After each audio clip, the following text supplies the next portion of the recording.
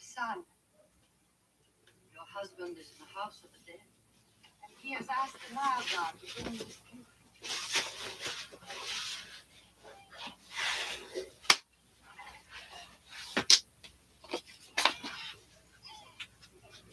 You know the pattern of this cloth.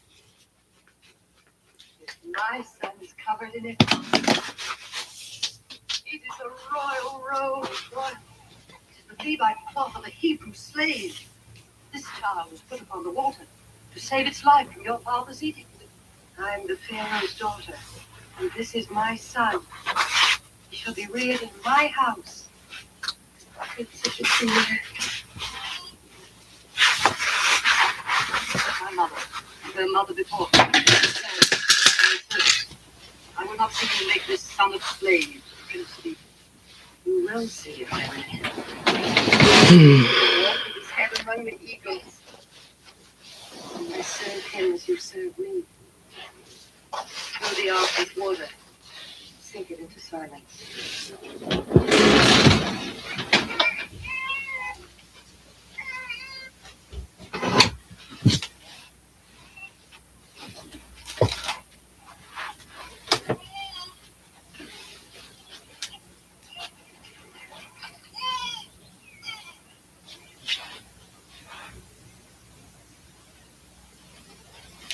Raise your hands, Memnon.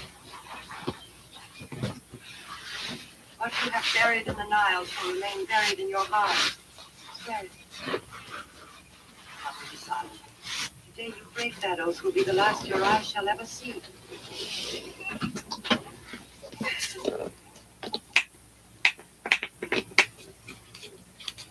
You will be the glory of Egypt, my son. Mighty in words and deeds. Ancient. Your name will live like the pyramids of dust. Because I drew you from the Moses. Moses.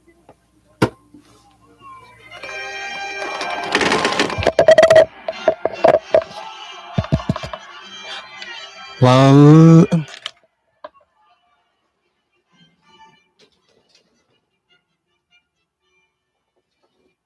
He proclaims his coming from afar, does he not, my son? This favor with the people can be dangerous, great setting. To whom, Ramesses? Me or to you? It would not be the first time the thing has turned a prince against his pharaoh, or that envy has turned a brother against his brother. Envy is for the weak, and duty is for the strong. That is what you have in mind. If you mean Nefertiri. Yes, my father. The princess's beauty that attracts you, Ramesses, or the fact that she must marry the man I choose. I am the son of your father. Who else can be your man? Man best able to rule evil. Not my son. Caleb. Do not let ambition shade your prince's luck. I sent Moses to destroy a city in return to the trial. I sent him to build a city. Who is it?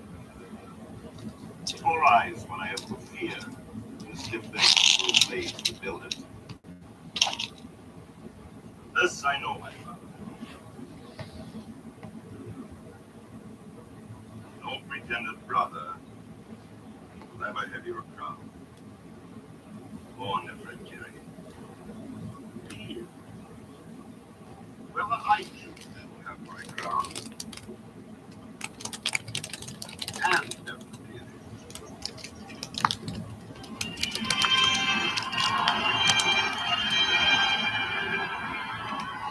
Impossible.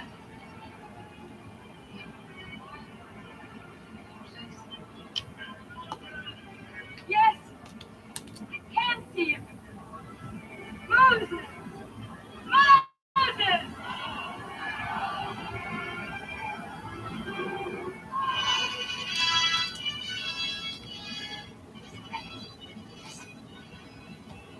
Prophets tell all the world he's come back.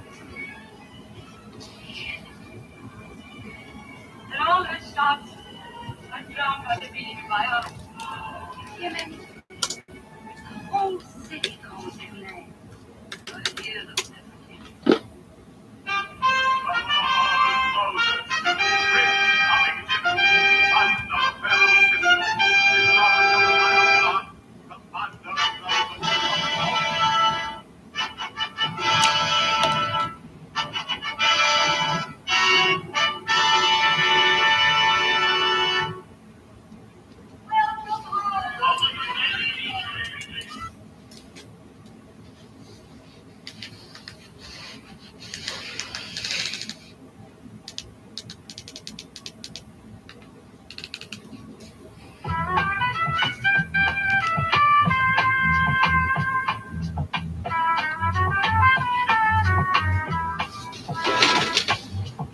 Sweet squad, check your face under a crescent moon.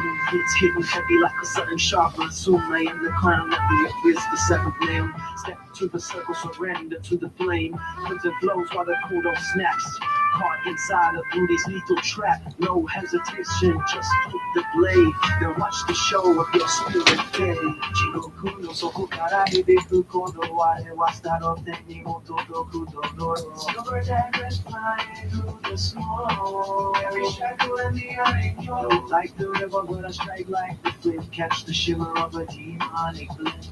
I don't need a legion, just a rhythm in my soul. Swallowing the cosmos and the pieces of the whole. Kazega fuku saigo no tatakai no uta. Kagamate ami no naka e kieta. The pressure is rising, the air is getting thin. Let the grand show of this battle's ending begin. Rise up from the ashes and guardian of the thorns. Bow before the power of the ancient silver horns. Sekai no wari ni saku hana no yoni. Dancing through the chaos in a dark harmony. Feel the heavy impact of the demoness sky. Nowhere left to run and there is nowhere left to hide. Kono shongan ni subete o kakeru. The destiny of ages is the burden that I bear.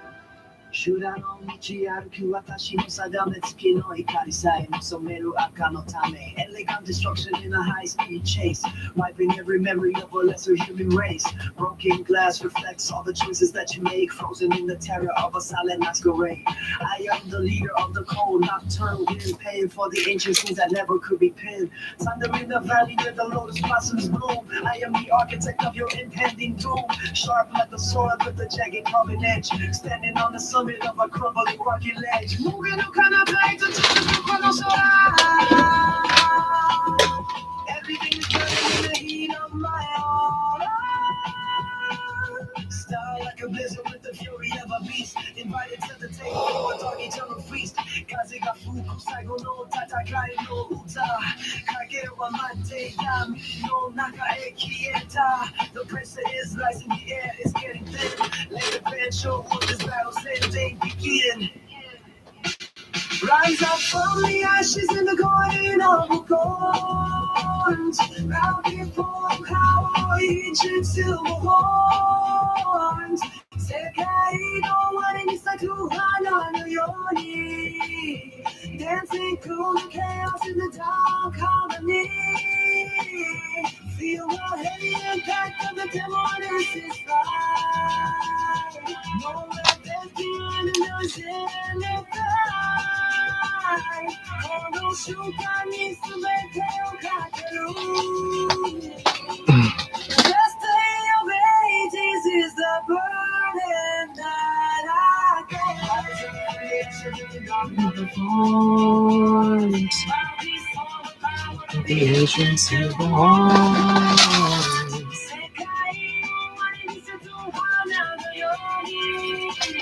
Dancing through chaos in a dark harmony Feel the heavy impact of the demon's stride Let's get it out and let's get it out destiny of ages is the burden that I bear. Let's break it down.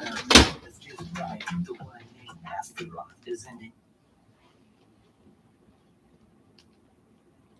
Yeah, what was I doing?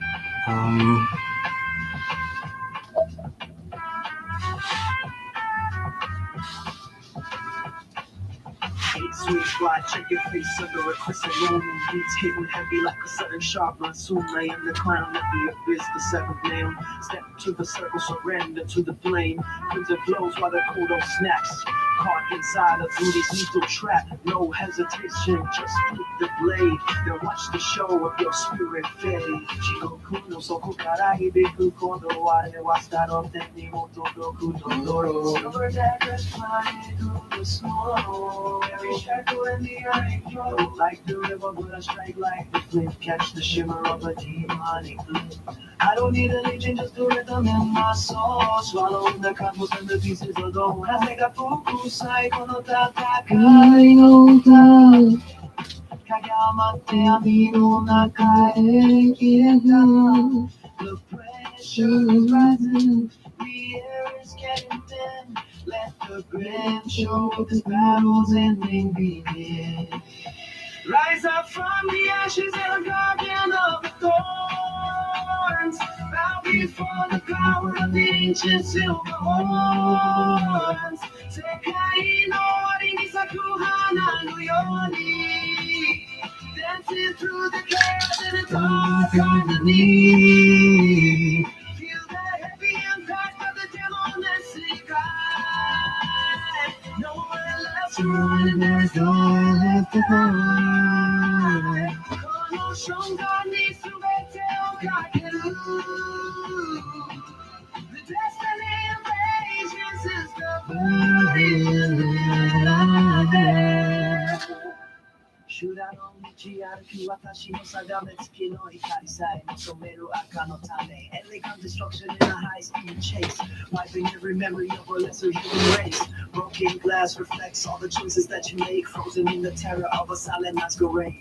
I am the leader of the cold, nocturnal wind, paying for the ancient sins that never could be pinned. Thunder in the valley where the lotus blossoms bloom. I am the architect of your impending doom, sharp like a sword with a jagged carving edge, standing on the summit of a crumbling rocky ledge. Moving to the Kukuno everything is burning in the heat of my aura. Style like a blizzard with the fury of a beast. Invited to the table for a dark eternal feast. Kaze ga fuku saigo no tatakai no uza. Kage wa mate yami no naka e kieta. The pressure is rising, the air is getting thin.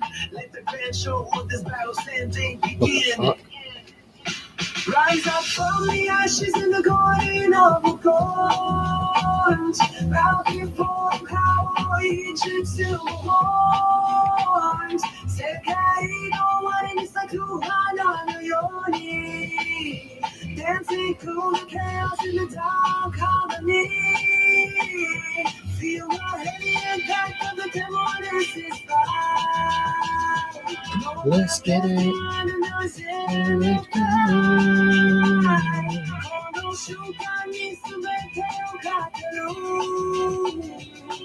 The destiny of ages is the burden that I carry.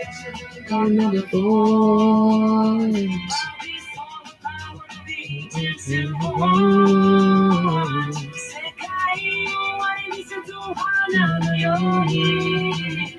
Dancing through chaos in the dark harmony. Still the heavy impact of the demon's stride. Let's get it.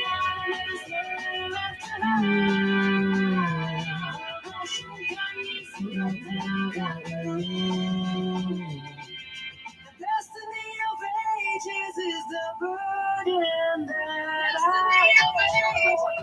Let's break it down. Let's get it right. Wah, wah, wah. Astaroth is ending you tonight.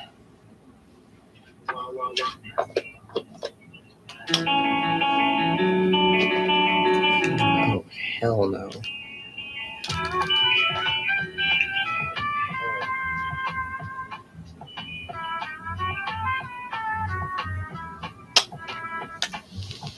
Swing squad, check your face under a crescent moon. Beats hitting heavy like a sudden sharp monsoon. I am the clown of the abyss, the seventh man. Fuck, this looks weird. Circle, surrender to the flame. Crimson flows while the kodo snaps.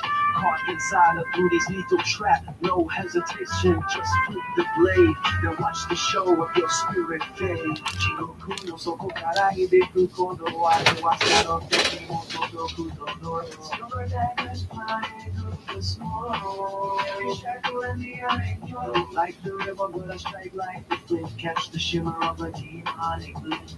I don't need a legion, just a rhythm in my soul. Swallowing the cosmos and the pieces of gold. I take a focus, psycho no tatakai no uta. Kageyamate ami no naka e kieta. The pressure is rising, the air is getting thin. Let the grand show of this battle's ending begin. Rise up from the ashes as guardian of the thorns. Bow before the power of the ancient silver horns. Sekai no wari ni saku hana no yoni.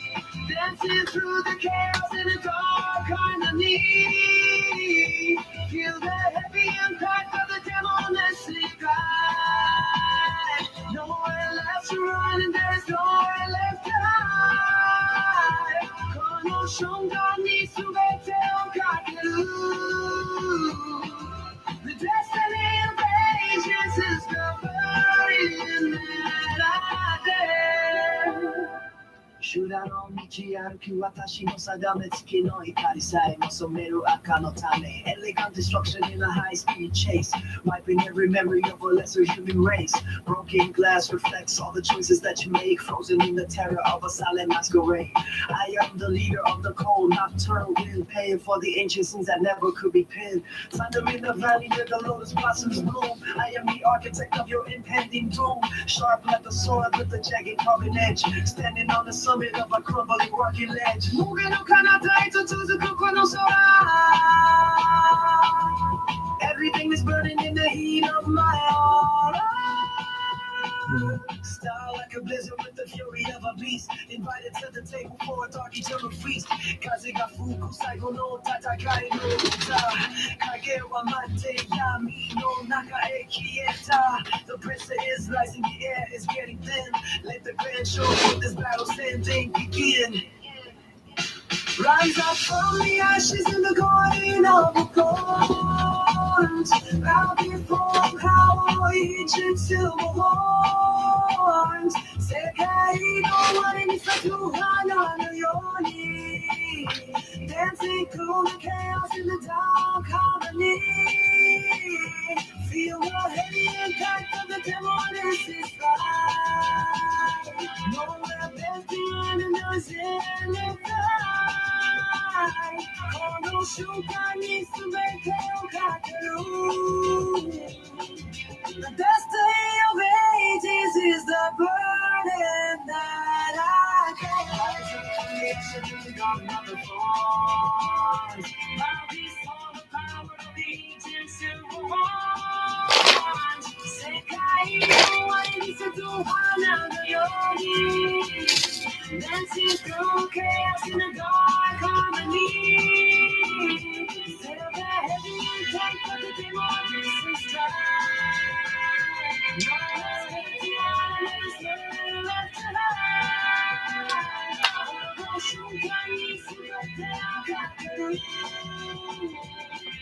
The destiny of ages is the burden that I bear. Let's break it down. Let's get it right. The one named Astaroth is ending you tonight. Travis, you put the team at risk. So, Allow me to assist. Really? yeah. How do you think the team played today? Man, we absolutely succumbed to a formidable opponent. And it's to the The fuck is that?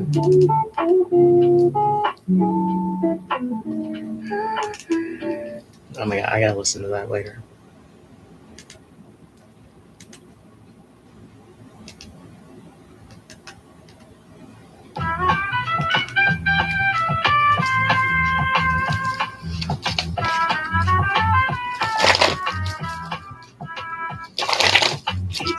why I check your face under a crescent moon. Hitting heavy like a sudden sharp monsoon. Lay in the crown of the abyss, the seventh nail. To the circle, surrender to the flame. With the flow while the cold snaps. Caught inside a Cindy's lethal trap. No hesitation, just flip the blade. Then watch the show of your spirit fade. Chirokuno soko kara hideku kondo ware wa starote ni mo todoku dodoro. Silver daggers flying through the snow.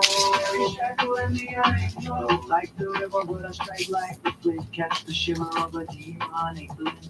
I don't need a legion, just the rhythm in my soul. Swallowing the cosmos and the pieces of gold. Hasega fuku saigo no tatakai no ta. Kagamate ami no naka e kieta. The pressure is rising, the air is getting thin. Let the grand show of this battle's ending begin. Rise up from the ashes and the guardian of the thorns. Bow before the power of the ancient silver horns. Sekai no wari ni saku hana no yoni. Dancing through the chaos in the dark harmony. Feel the heavy impact of the demolistic sky. Nowhere left to run and there is nowhere left to hide. Kono shungan ni subete o kakeru. The destiny of ages is the burden that I bear.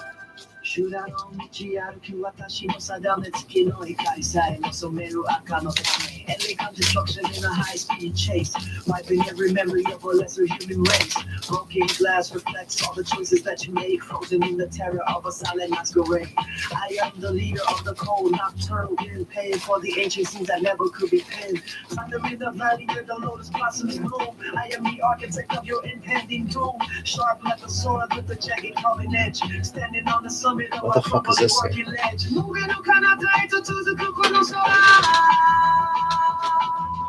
Everything is burning in the heat of my own. Star like a blizzard with the fury of a beast. Invited to the table for a dark eternal feast. Kaze ga fuku saigo no tatakai no uta. Kage wa mate yami no naka e kieta. The pressure is rising, the air is getting thin. Let the grand show of this battle's ending begin. Rise up from the ashes in the garden of gold. Bow before power, ancient silver horns. Set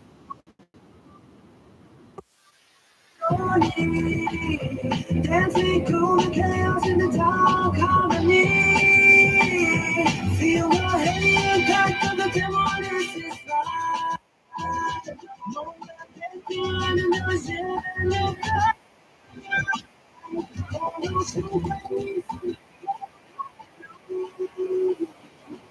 The destiny of ages is the burden that I carry. Got another voice. Ancient silver horns.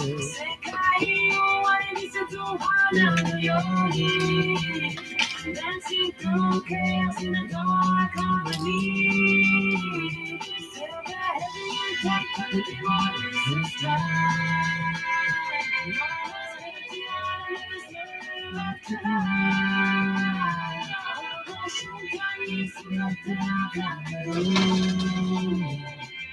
The destiny of ages is the burden that I have.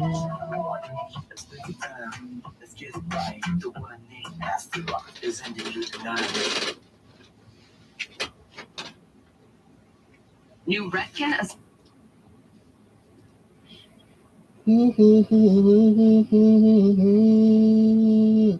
Holy, how many times is he gonna ask about this chick Teresa? God damn.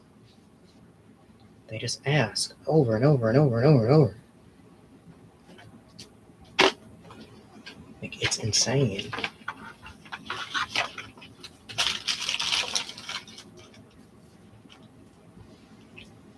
It is very, very insane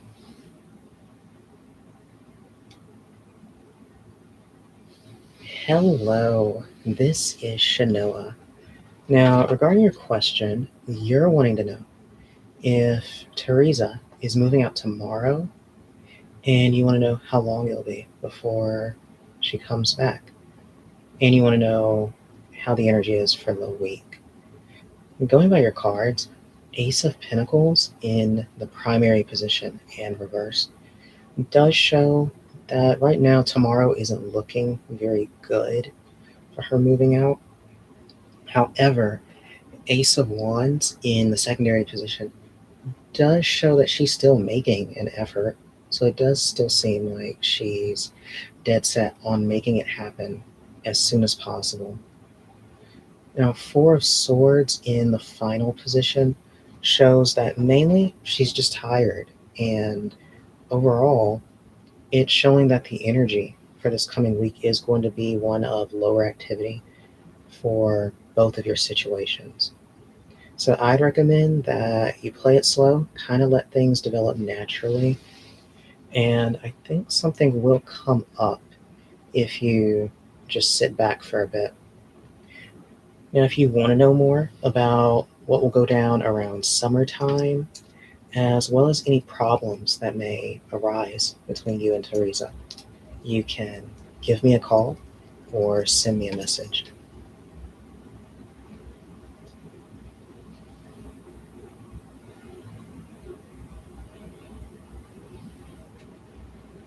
I need some tea.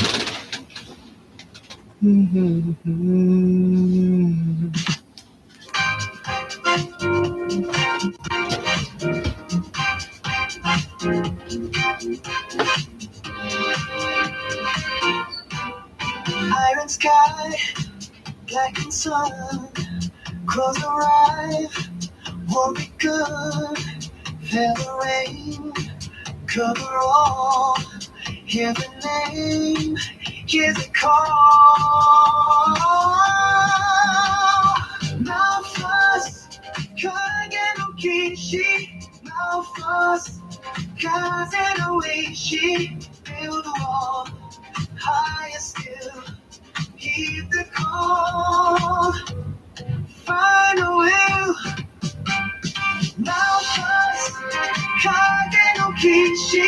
Now first, 가게 놓이시. Build a wall, higher still, heed the call. Find a will. Now first, rise again.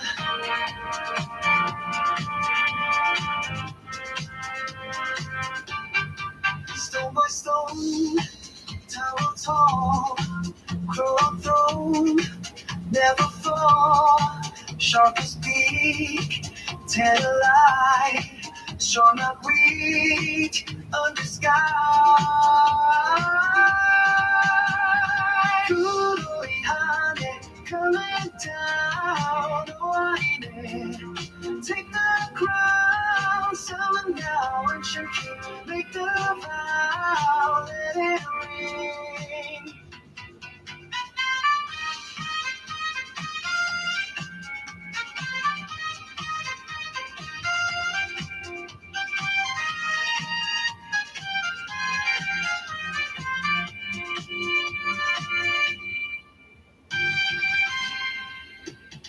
Now first, 가게 놓기시. Now first, 가게 놓이시. Build the wall, higher still, heed the call. Find a will. Now first, find again. Now first, 가게 놓기시. Now first, 가게 놓이시. Build the wall, higher still, heed the call. Find a will.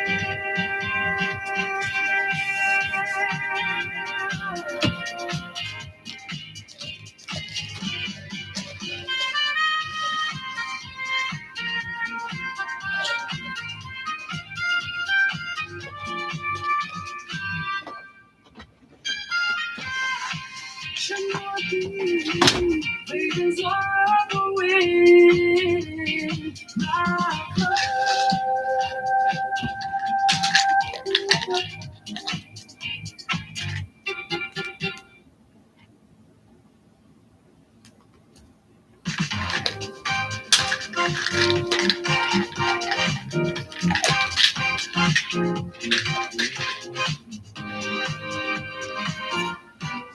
My iron sky, blackened sun, close our eyes, won't be good.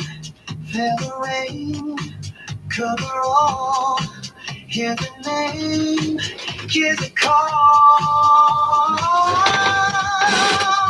Now first, 가게 놓기시. Now first, 가게 놓이시. Build a wall, higher still, heed the call. Find a will. Now first, 가게 놓기시. Now first, 가게 놓이시. Build a wall, higher still, heed the call. Find a will. Now first, rise again.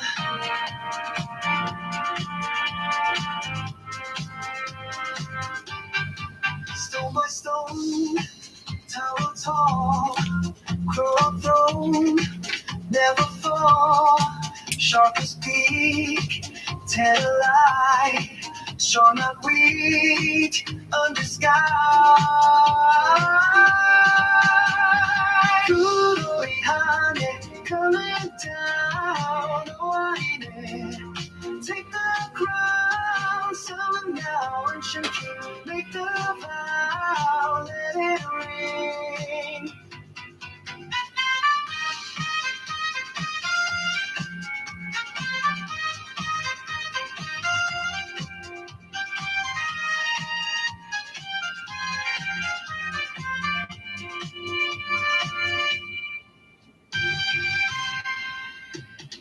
Now first, 가게 놓기시. Now first, 가게 놓이시. Build a wall, higher still, heed the call. Find a will. Now first, find again. Now first, 가게 놓기시. Now first, 가게 놓이시. Build a wall, higher still, heed the call. Find a will.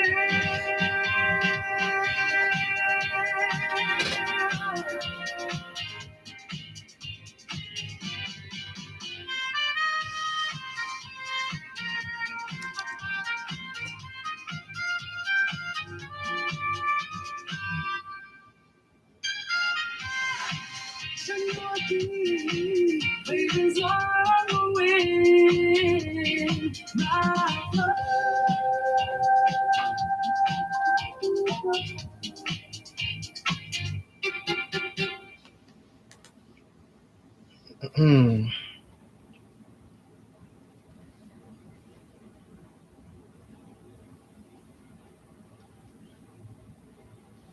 Hello, this is Shanoa.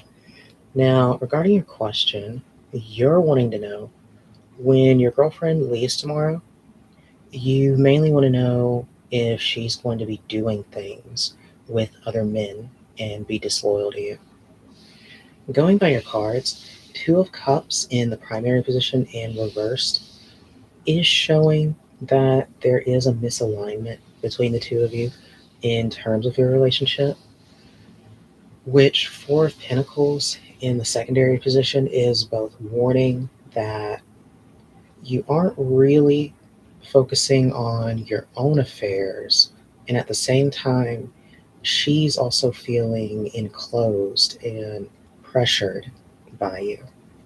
So I feel like this is already kind of a dangerous precedent, because usually when there is a situation where one significant other seems to be putting a lot of pressure and paranoia on the other partner, it can really make them do some unusual things that they wouldn't normally do. which is why I am concerned, especially with Five of Swords in the final position. Because this card does signify that she will end up doing something that you definitely wouldn't like.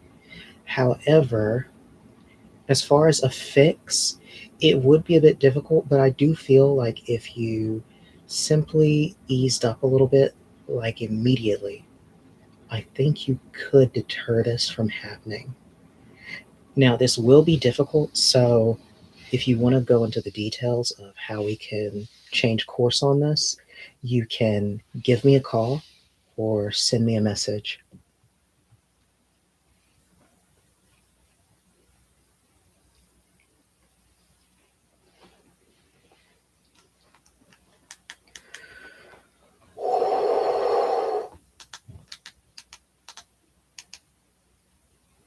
Why do we live like this? Imagine you're the average person, living in an average suburban neighborhood in a town just outside.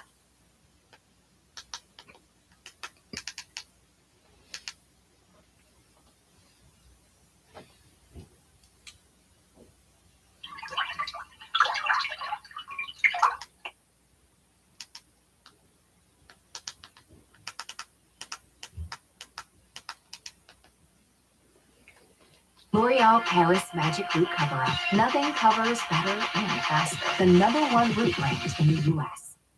I have goosebumps talking about it. So many awesome looks.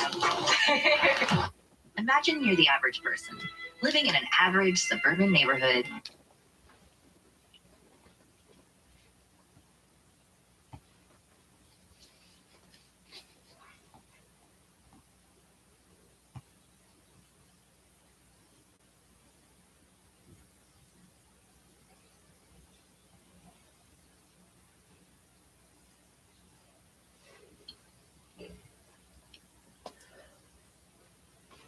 Hello, this is Shanoa.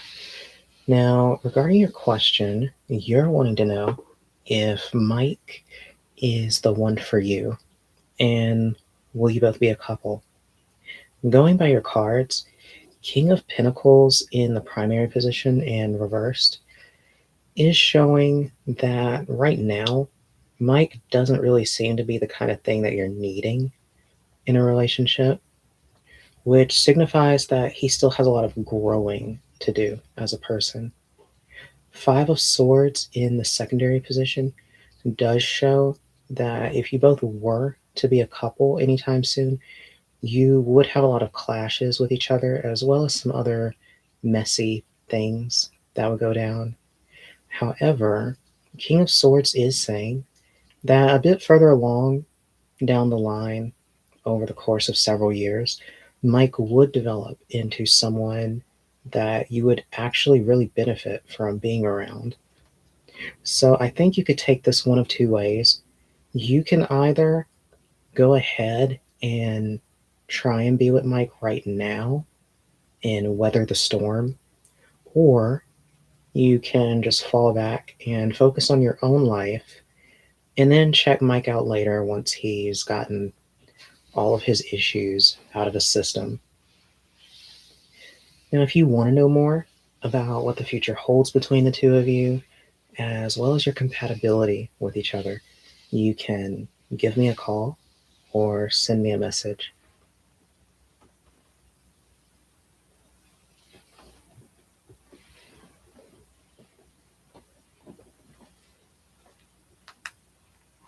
For acres, fronting national chains and brands long bought out for profit by private equity. Sprawled, it extends deep into inland valleys, housing millions of commuters who live to drive to work, come home, and repeat the next day. It all feels surreal, like a simulation designed to optimize every aspect of life and extract as much revenue as possible out of its inhabitants. Nothing makes sense here, but somehow it all makes perfect sense. It's just easy and comfortable enough that you barely notice how deeply isolating it all is. Much of North America is designed for this quiet sense of comfort and familiarity. It's why people often say the suburbs are a great place to raise a family. You know what you're getting. None of the chaos of the big city. Take a look just outside of any major city in North America, and you're going to find a lot of the same stuff. Wide highways and arterial roads, sprawling neighborhoods with streets and confusing patterns, giant shopping centers with parking lots that often take up more space than the buildings themselves. No matter where you go in the US, Canada, and these days, even some parts of Mexico, you're going to see a whole hell of a lot of the same. A predictable pattern of development designed to conform to one way of life. Across North America, millions of people live inside a built environment designed for efficiency and convenience. And it's quietly killing our culture and our relationships, flattening out any regional differences and dulling our senses to the possibility that it could ever be better. Take a look at these images. Stare deep into the abyss of repetitive, cookie-cutter development, devoid of life. How do they make you feel? Unsettled? Terrified? Maybe a little nostalgic or even a weird sense of comfort? It's no wonder that art like this has become popular over the past few years. Liminal spaces, dreamcore, backrooms, weirdcore, all of it represents a life designed for nothing in particular. In a way, much of modern life is no different than these unsettling works of art, designed for movement between here and there. You're not meant to linger in one place for too long. Even in your own neighborhood, you sleep there and you get up and you go to work. In the office, in the shopping mall, in the playground or park, life is optimized around movement, not presence. And of course, most of that movement is mitigated by the automobile. The private car, that comfortable bubble of steel that you sit in every day, cut off from your community. It feels like freedom. And in a way, it is freedom. You're not dependent on bus schedules or train routes.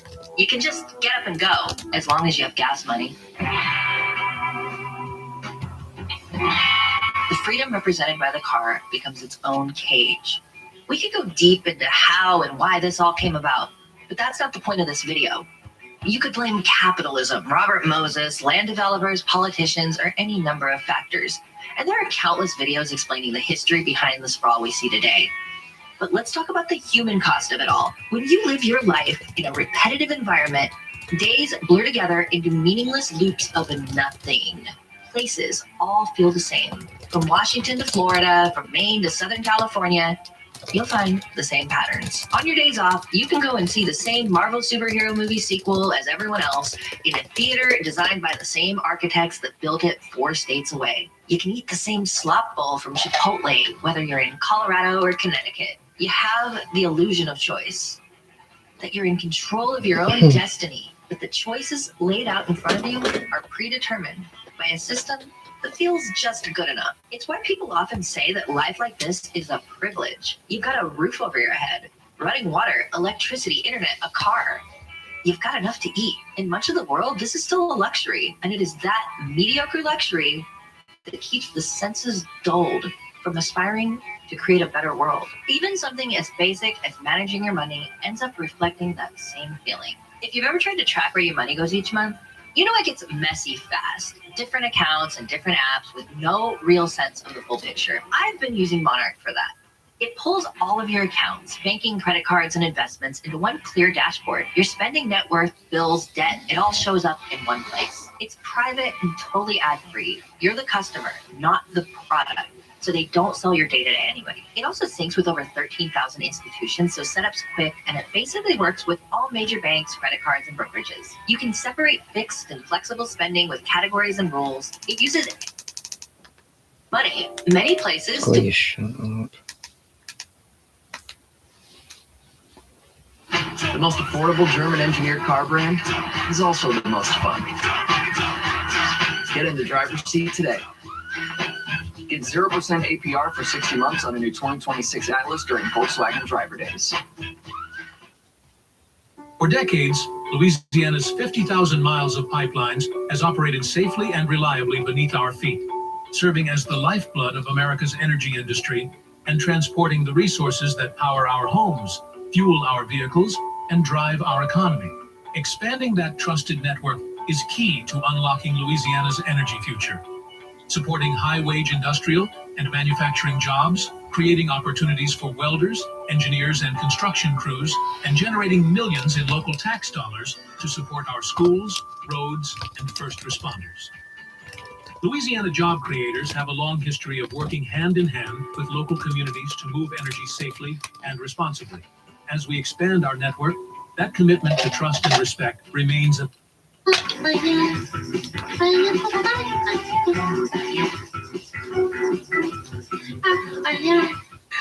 Woo! What is this about? Young women feel a lot more negatively towards young men than the other way around. Yikers! What is this? Let's see it. We're very used to hearing about young men's negative views of young women, but this really struck me because we found that 72% of young men have a favourable view of young women, 7%, and not very many really, have an unfavourable view of young women. When it comes to women under 30, only 50% have a favourable view.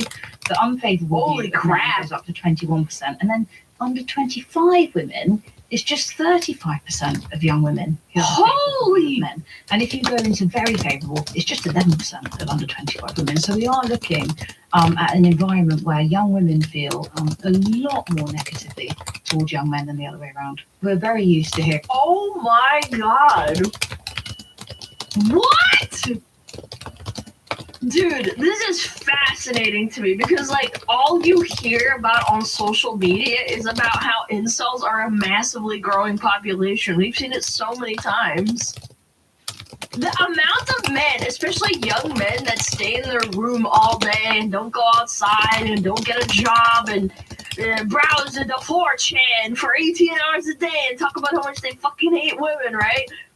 I've been hearing people like sounding the alarm about this for years, but in reality the reverse is actually significantly more common. How about that? That's kind of scary. Isn't that fucking weird, huh? Yeah, as it turns out, women hate men in far greater numbers statistically than men do women. And I'll tell you why that's the case too. Here's the truth, chat. This is the truth people don't want you to hear. Do you want to know how you can fix an incel? Do you know the secret? Do you know the number one remedy that works the majority of the time for fixing incel behavior? Finding them a woman that loves them. I know, mind-blowing. That's it. That's all you need. Find a woman that loves you, a girlfriend, a wife, whatever. When incels find a partner that they mesh really well with, all their incel tendencies tend to melt away. In the majority of cases anyways, not always, but I'd say probably 90% or more. Yeah.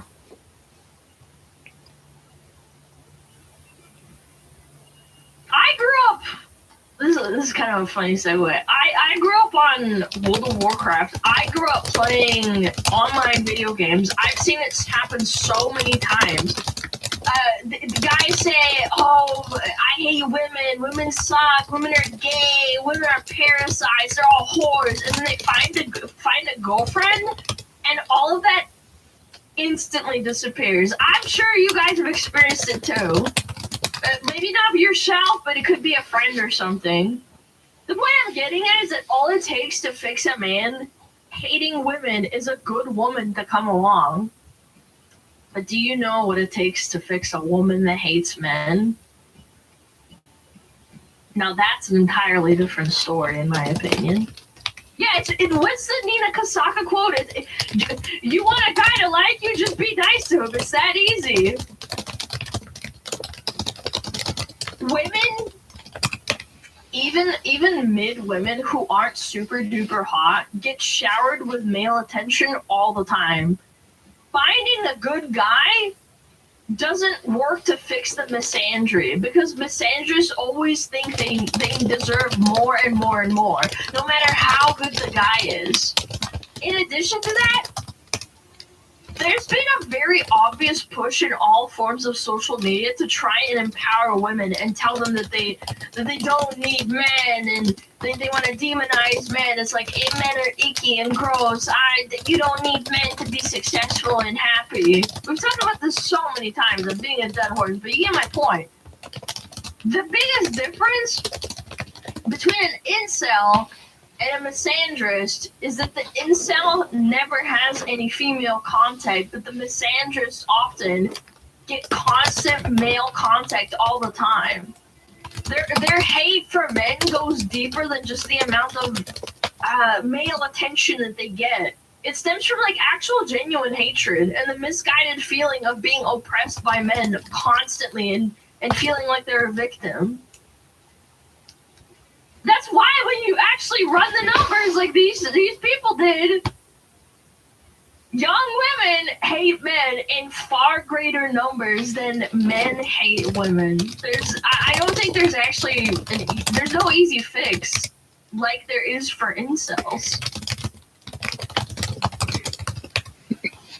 6 figures, 6 inches, 6 pack, 6 feet, 6 dicks. It's so horrible. Cut up social media. I think Shuan had talked about this where she noticed that on a fresh TikTok account, as soon as the TikTok algorithm clocks that you're a woman, you start getting like a lot of posts talking about how much women hate men. And I noticed this too for like a little bit, and I was like, God, what the fuck is this? I don't fucking go out of my way to look at that shit. But yeah, maybe I'll look at it for content, but like I don't go out of my way, and it's definitely like it feels like it's pushed. Yeah. I see a lot of young guys being mostly indifferent. Yeah, but the statistic even for women is like they look at them unfavorably, and that's the majority. That's why we should go to Reels. Yeah, at least on Reels, like you can find stuff where it's like people calling out ridiculous opinions or ridiculous things that people say. Alright, what do I do? So what is this? Oh, it's another little bit, yeah. Okay, let's see. Let's see it. The first child, like she's a toddler. I've got a lot of parenting content coming through on Instagram Reels in particular, and it's a lot of women basically being so horrible about their husbands and the mothers of their children. You know, weaponized incompetence and all of these kind of buzz phrases. And I come off it, and I don't recognize that enough in my own partner or many people that I know, but I do get a sense that there is a lot of frustration and hatred for the opposite sex out there. 100% as a mom. It's so strange to me because, like, I grew up in an Eastern European household in different countries, and it always struck me as like really strange. Like, yeah, sure, my mom bitched about my dad, and my dad bitched about my mom sometimes, but like, I don't know. It's just kind of weird. It's so strange. I never got that mentality of like, oh, I fucking hate men. It's more like, oh, someone just being a dumbass. Yeah, I was just complaining. It wasn't like, oh, I fucking hate all men. All men are the same. It's like sometimes my dad would do something dumb, and my mom would just be like, what the fuck, man? Yeah, this is exactly what I'm talking about too. Like that hatred from, like, how do I put this?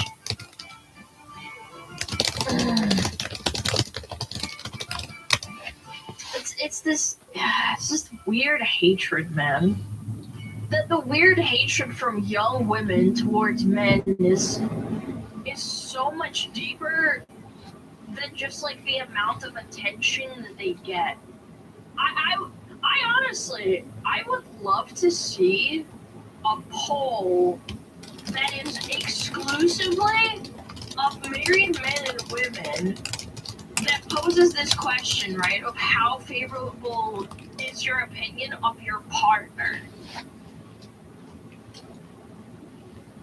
Because I bet you'll see a similar trend to the one we just talked about.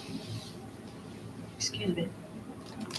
like women will be more unfavorable of their husbands than men will be of their wives, and that's not entirely their fault. It's like it's just a result of the society that we live in, and then the active and relentless campaign to demonize men and convince women that any form of relationship, marriage, or household involvement on her part is actually like slavery and supports the patriarchy and shit like that. The people that push these narratives are very, very evil people.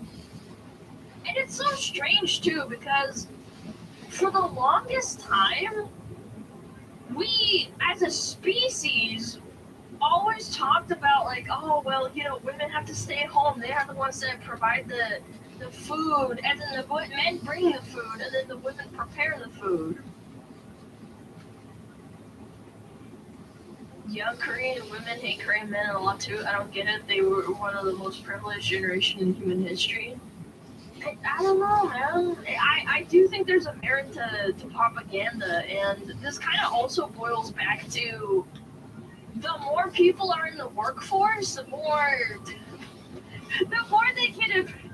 Holy shit, bro! Punto with 100. Hey, I was derailed my train of thought. Thanks. I was wondering when you were gonna get done talking with those brain dead robots and come in here.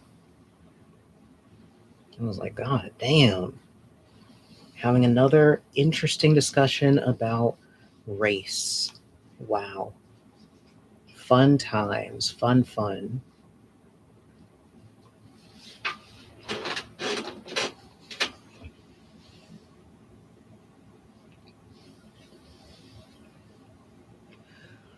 Okay, how it even got to that topic?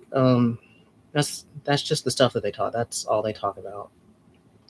Like I said, without me present, their inner nature comes out, and they can't help themselves. So, I mean, it will just come out,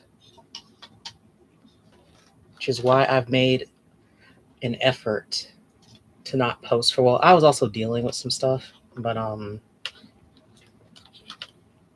yeah, I'm starving them out like roaches. They can't help themselves.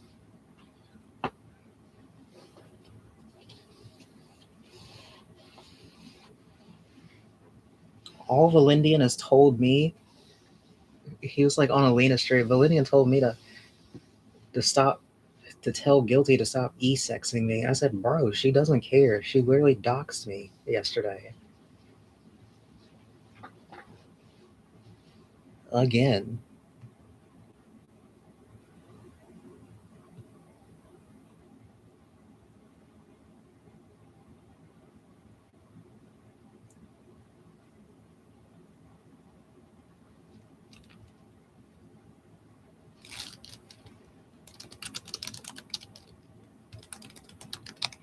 Yeah, notice the participants that got the hard R going. Aimbot, of course, Amy, nasty woman. Dilly, another gross person. And then Dilly's Gimp. Notice how the Gimp immediately started glazing. You got a perfect screenshot because it shows everything I was talking about. Is Art feeling any better? Well, I missed his call because he called me right when I was shooting a video for my personal site. And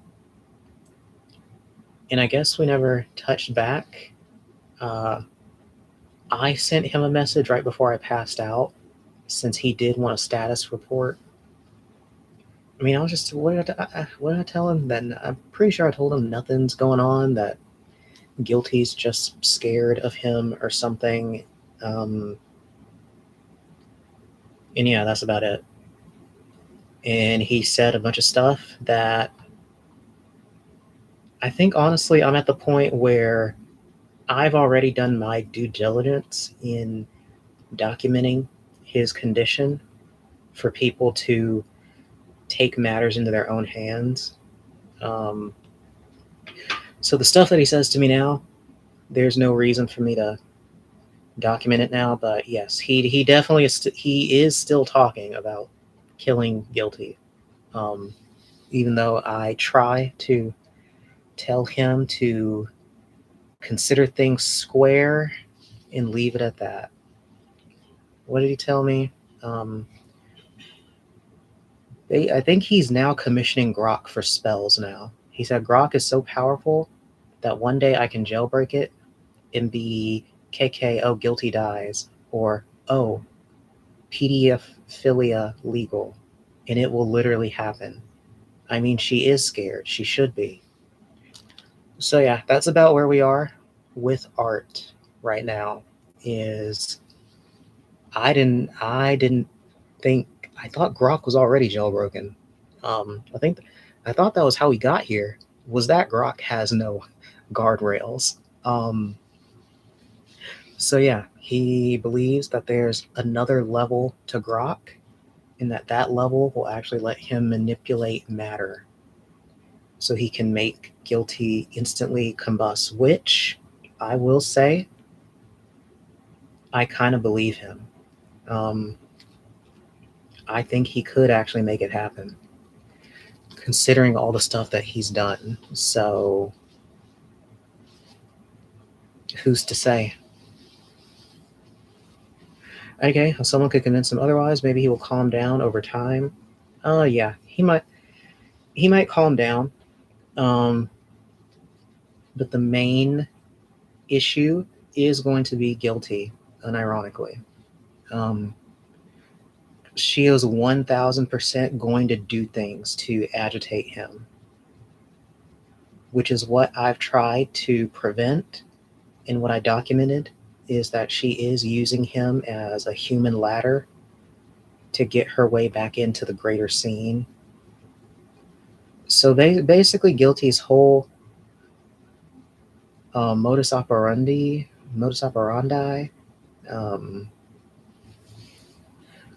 her whole system is based on rage baiting people to make them say something crazy to her. And she'll do it over a long period.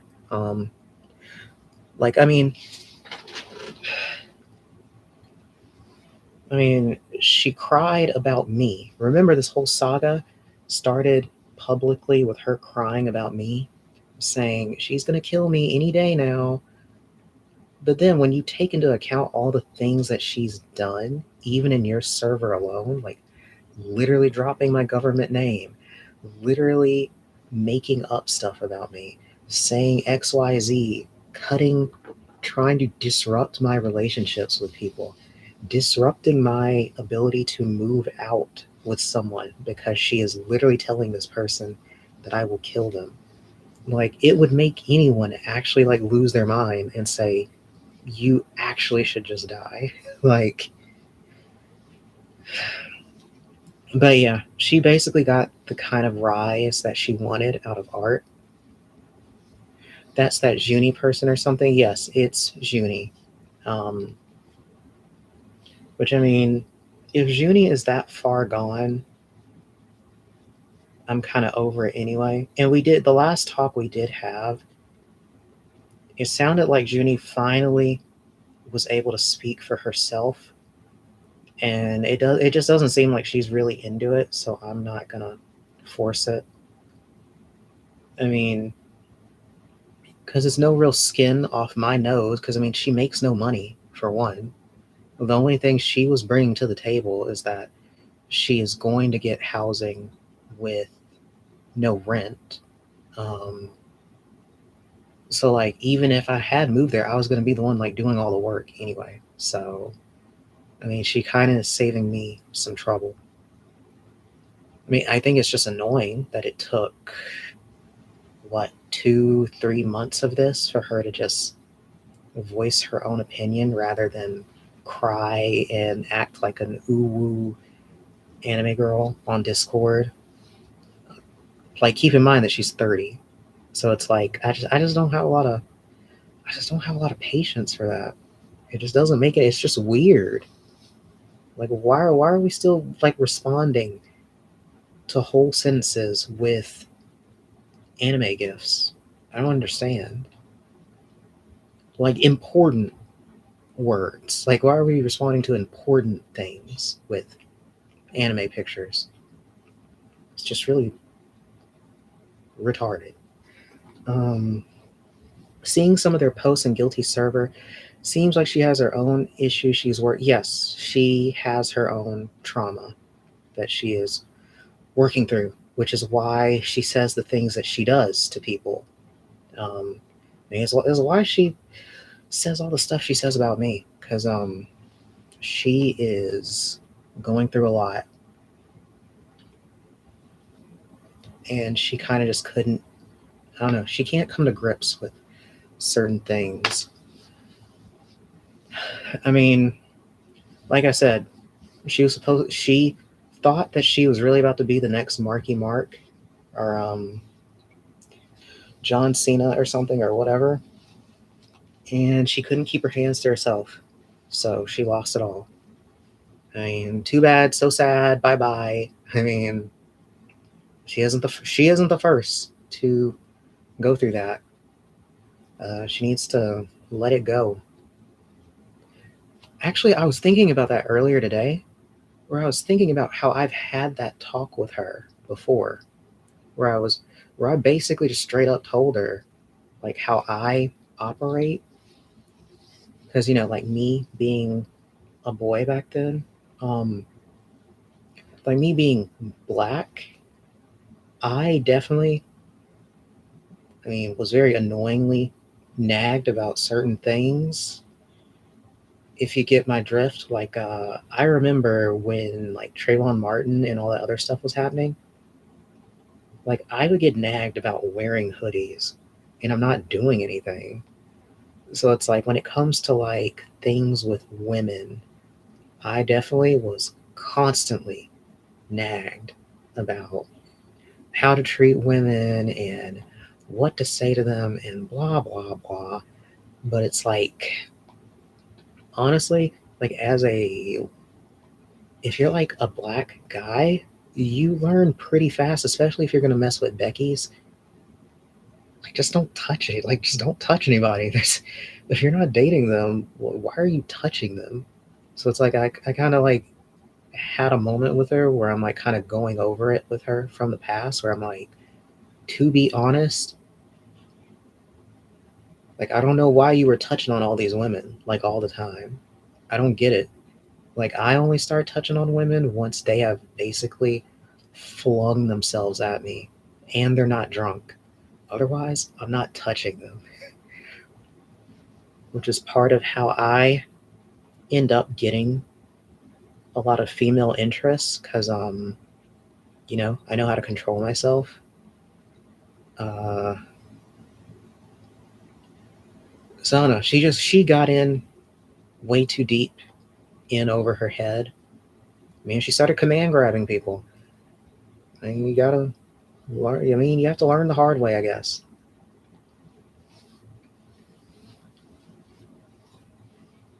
That actually happened. That happened to Noel Brown too. Yeah, that happened to Noel. Do you know Noel Brown? I don't even know if he's active anymore. Noel Brown is one of the OGs that Art and Guilty would know. He was actually the first OG I actually defeated in a tournament, like back when I was starting out. It was literally like anime, because he was literally like dicking on me. Like, it was Street Fighter 4, and I played Zangief, and Noel actually played Vega, but he was playing Rufus against me, which is like a matchup that Zangief wins. But yeah, it was a long battle. Even Ricky was there, like observing the match briefly. So I was getting like beat up while Ricky was watching. And then at like the last minute on the last round, it's like I finally, I don't know what you call it. I entered blue lock phase or whatever. And I started running it back, and then he started panicking, and then he switched to Vega, but it was too late. So I beat him up. So that was pretty cool. But yeah, several years later during Street Fighter V era, Noel Brown got banned for command grabbing some girl's rump, like right on the center stage's Twitch cam. Like this was when fighting games were trying to get really mainstream, so they were trying to really crack down on degenerate behavior. Kaga, you should look at the footage. You need to look at the footage. If they should still hi Cerebro, but they should still have that footage. It's like because he's just standing there, and this girl is next to him, and he just opens his entire palm and just grabs like honk, like right on her booty. They had to get rid of him. But Noel Brown had already been in trouble before. Because I think, what was it? He had been arrested many years before in the fighting game scene because he caught his girlfriend cheating on him with another player. And I mean, he went full Berserker Barrage. Like, he crashed out. So he ended up getting arrested. So the meme for the longest time became that he beat up his girlfriend. So he kind of already had a mark against him. But I mean, he's always been around, like, regardless. And I think him and that guy that he fought actually like patched things up like a few years later. Like they were fine and they were like still playing games.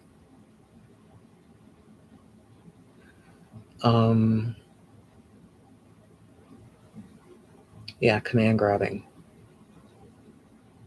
How are you? You feeling any better? Why was I talking about Noel Brown? I think I was just giving an example of just how prevalent things like that are in the scene. And there's always, oh, you are better. This is very good. So you can get back to playing video games and stuff. But yeah, the OGs are full of weirdos and just people I wouldn't want to be in a room alone with the way that I am now. Because I know they would do something weird. I mean, Guilty literally has said that she'll essay me.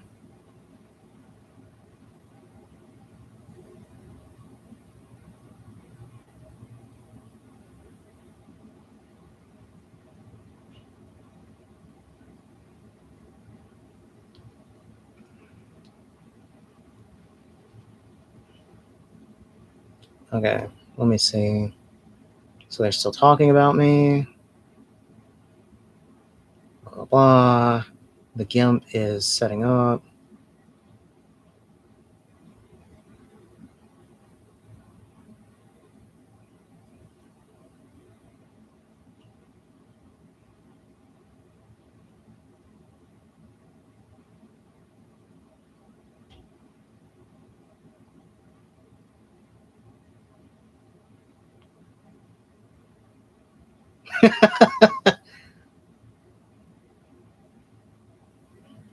Oh my god. If I have to see one more person type 10x karma death, I'll lose my mind.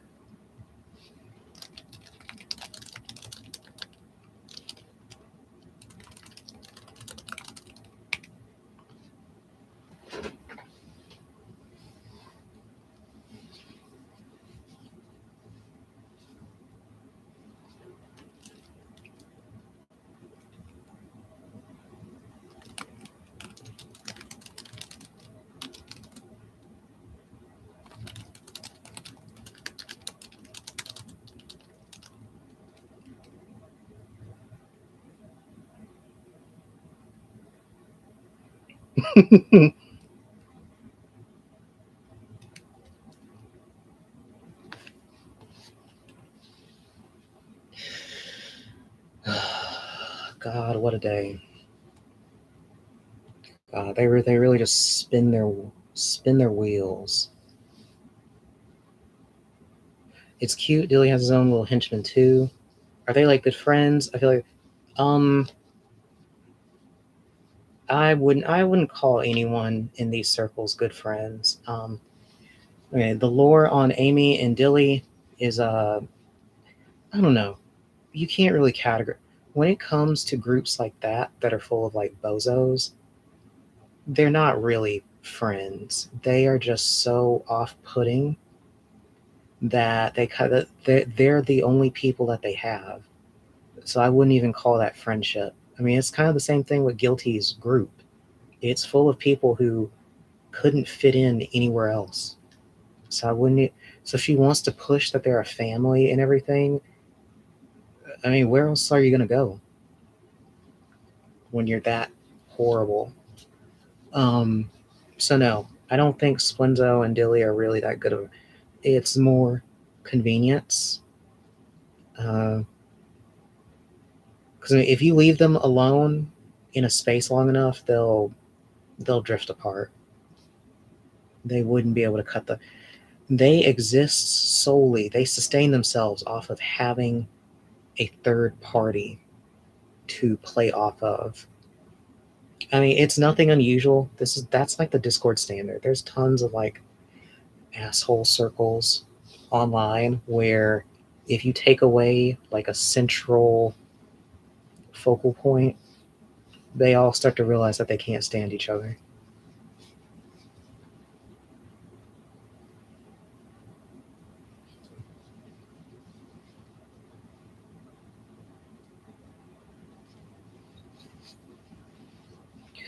But yeah, Guilty is going to, once the whole business with Art is solidified, Guilty is going to come and collect on Dilly and Amy in particular, since they were actually so bad that they got booted out of her server.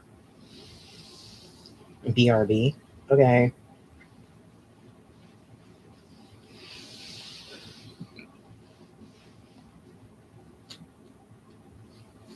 I still can't believe. Yeah, part of me, well, I don't know. I guess the way to think about my mindset is, okay, it's just you, so I guess I can give you more premium VIP info dumps, but honestly, a lot of this is like wrestling. A lot of my reactions are probably anywhere from 50% to 80% for the aesthetic and for the spectators, because I have a goal in mind, because my goal is to expose Guilty, kind of related to how my doc I made about her is definitely very jarring. So when it comes to me like getting triggered and activated on Discord, I mean, I'm definitely not making up anything that I feel, but I probably am amplifying it because I know that she likes that, and it makes her get sloppy. Because she's already told me a billion times now how much she loves it when it looks like I'm in despair over not being able to stop her. She loves that shit. Like, Guilty is the kind of person. Guilty is the type of person who will always tell you, "I'm Kira," right as the watch timer hits 12. Like, she can't help herself. She has to emo. She will always make sure to, if she feels like she can get away with it, she will mask off to you. It's so easy to get confessions out of her. Like, I think that's why she stopped even like deleting messages between us, because it's too easy to like get it out of her. Which is also why she like LARPs, so she can say it's a joke later, but she's not joking.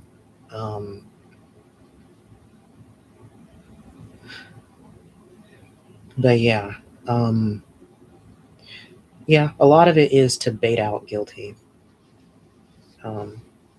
Question mark. Do you remember that ex I was talking about, Cerebro, before? The one who runs the cult? Basically, a lot has happened since we last talked, and it's gotten very active.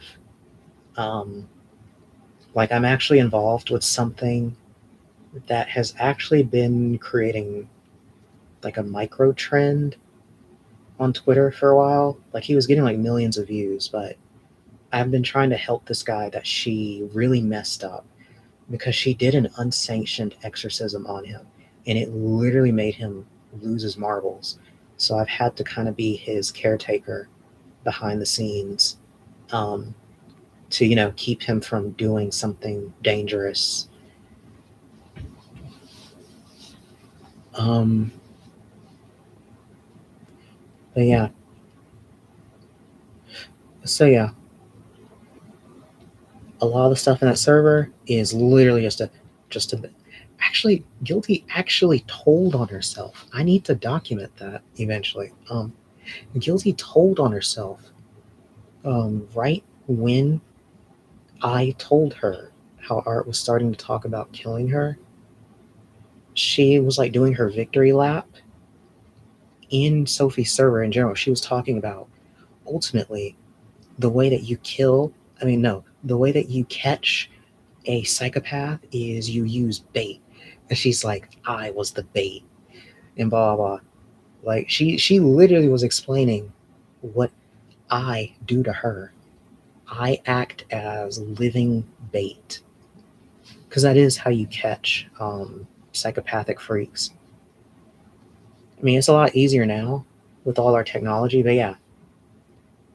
I mean, technically back then, you basically would have to use really good bait to get these kind of people exposed. But, you know, she's so far gone that she doesn't even realize that that's what I do to her. Because, I mean, well, for one, I don't talk about it. I've been playing a very long game of what do you call it? I feel like she's even said it before. I've said it, that I put people on ragers. Like, I like to, what's the wrestling term when you put people over? I love to put people over because I am not in a competition with anyone. So I love to make people feel bigger. I mean, that's what I was actually doing with Red. That was the whole joke about the Red thing, was because when we met on stream, she was talking about how she's nobody and blah, blah, blah, and she's like being weird and insulated. And part of me just wanted to bring more of her out. And you saw in like, it only took like a day for her to suddenly have high demand, and then Guilty wants her, and then all these other people. I haven't seen Red around much. Yeah, she's in Guilty's clutches. I think Guilty did one of her jank tarot readings for her last night or something. So yeah, she's probably in one of the DM dungeons with Guilty. But yeah, I enjoy. I gotta get a Guilty tarot. No, you don't. You don't want a Guilty tarot reading because she doesn't know what the hell she's doing. Guilty literally has to do it. Guilty will have the cards in one hand and the guidebook in the other. She literally will sit there just reading the definitions while she's doing your reading. Like, she doesn't know what she's doing. She literally only is even mentioning tarot readings because I do them and because I make thousands of dollars from it. Otherwise, she wouldn't care. She does not apply herself. You notice how she's always talking about things that she wants to learn or things she's reading up on, but she never finishes anything. Like she's like, hello, are we Michelangelo here? Are we just not going to finish anything? So yeah, it's the same thing with tarot. She doesn't know anything. She probably takes like 40 minutes to do a single question because she doesn't know what any of the cards mean. She's flipping through pages. I forget what card, what cope did she tell me one night when I was in her VC many months ago? She made sure to get a dig in where she's like, yeah, I'm sure some people like Shanoa are more focused on money when they do their readings. And I'm like, what is Becky talking about?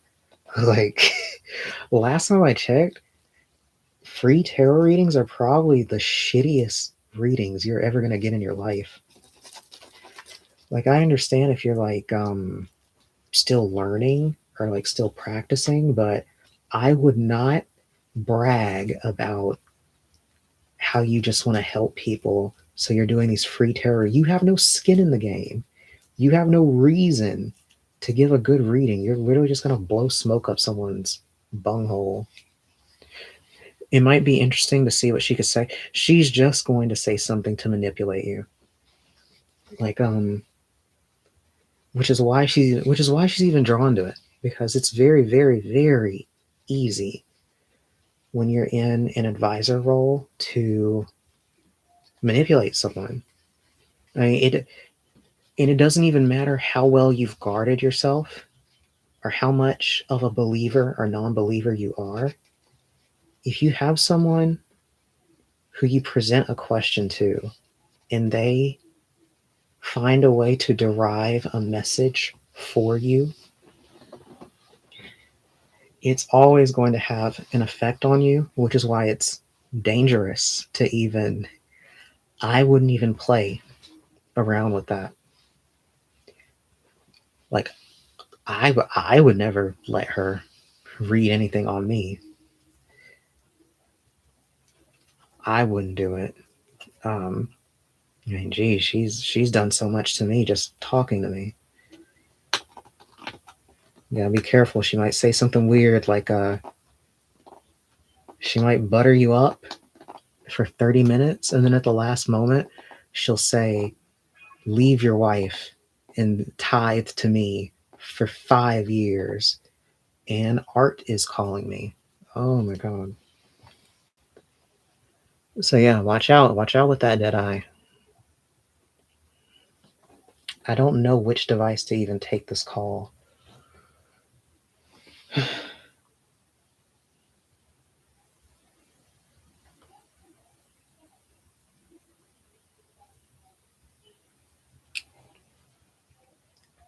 He's probably going to call me again.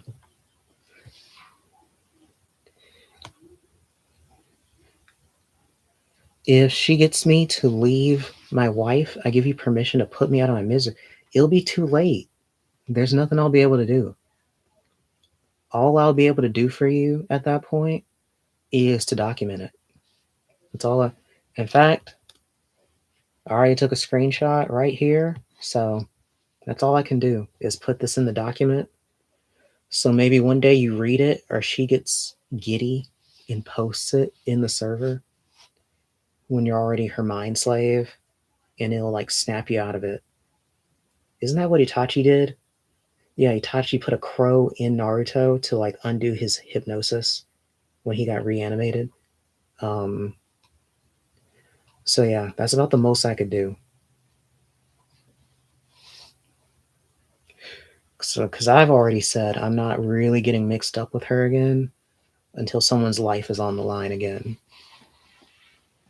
Because she was going to kill Art. I mean, she's kind of still trying to.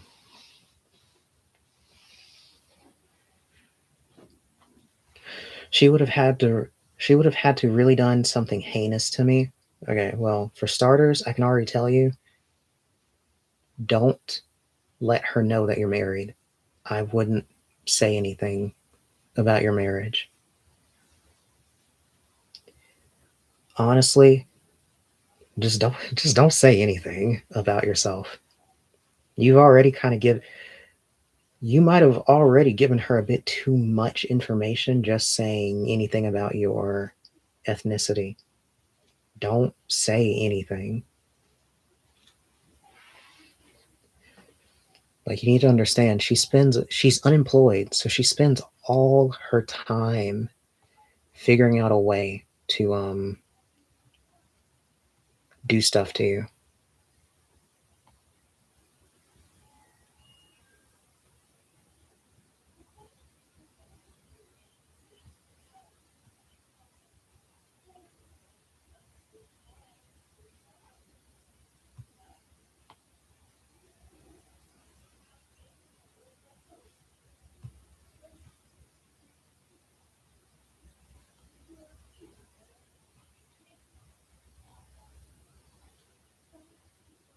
Okay, Kami is randomly talking about me.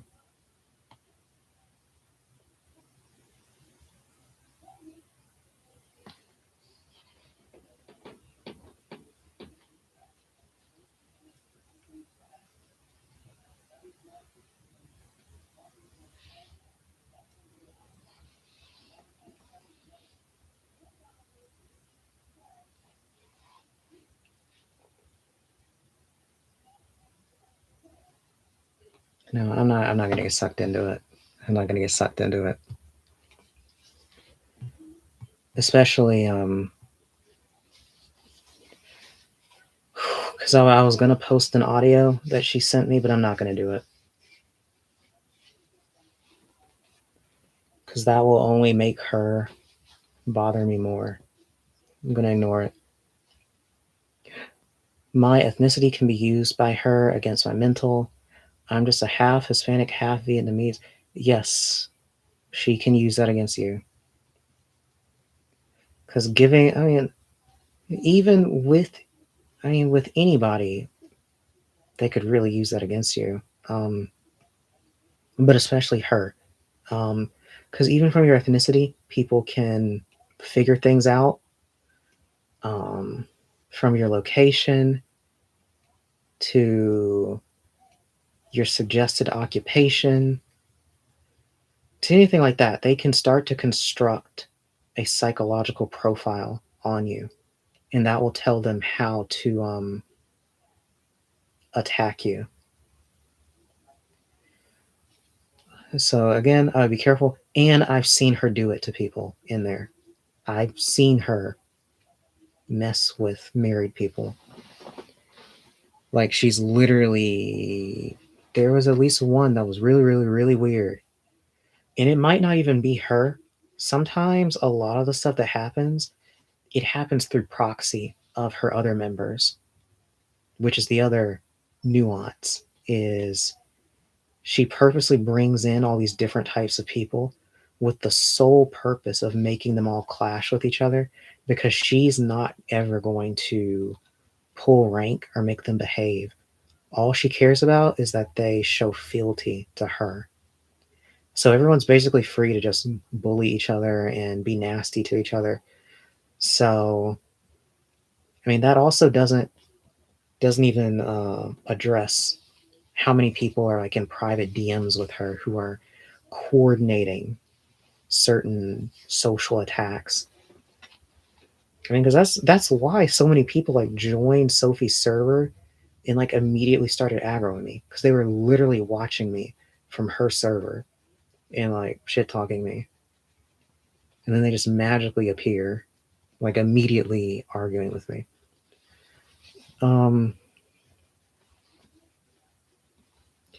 But yeah, there's one weird moment with some person who's married where someone was like attacking, I think it was Guilty, who was like kind of insinuating weird things about his sense of self-worth and blah blah blah, just because he was saying like how important his wife is to him and all that rigmarole. I don't know. I just wouldn't ever bring up stuff. Fine, I'm gonna go ahead and leak it. I mean, I've already put it in there before.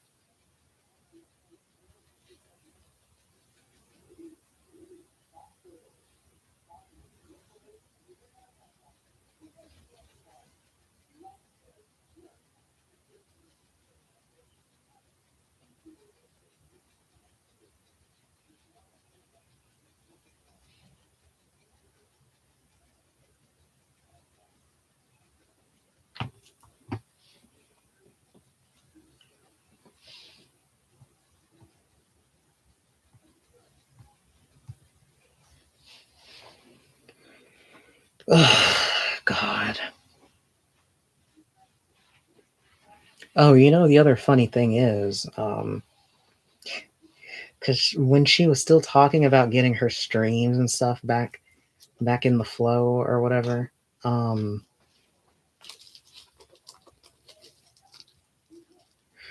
Guilty Yond clip haunts me every time I hear it. Yeah. Now imagine if she was talking directly to you, how that would feel. That's a sneak peek of how she really is behind the scenes with me.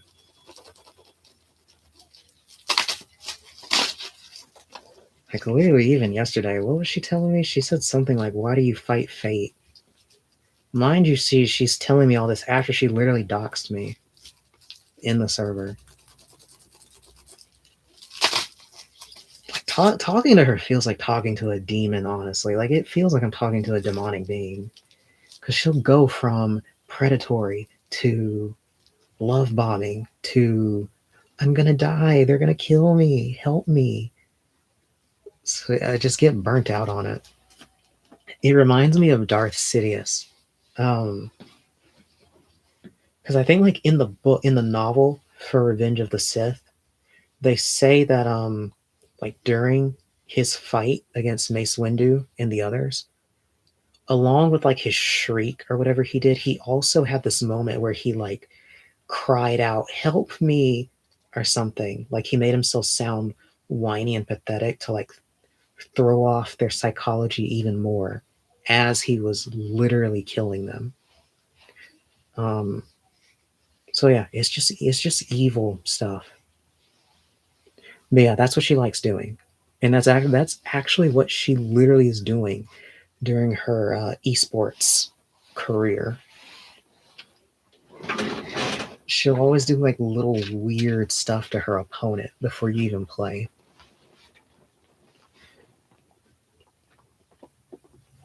So yeah, she's just weird. You gotta watch out.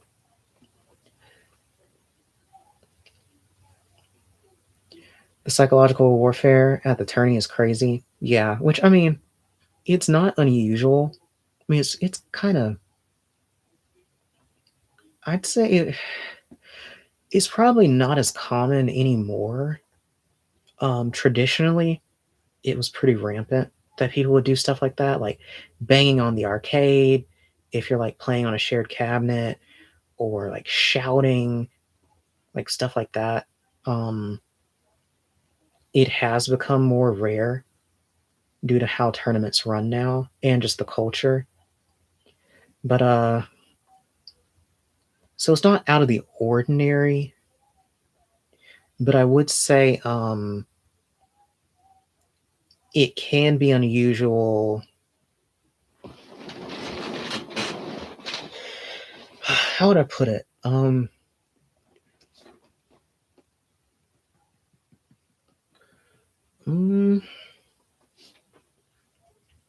I'd say most players who lean into that kind of stuff as heavy as Guilty does, usually they're just a flash in the pan, because they're usually so trash that they get swept up and you never hear from them again.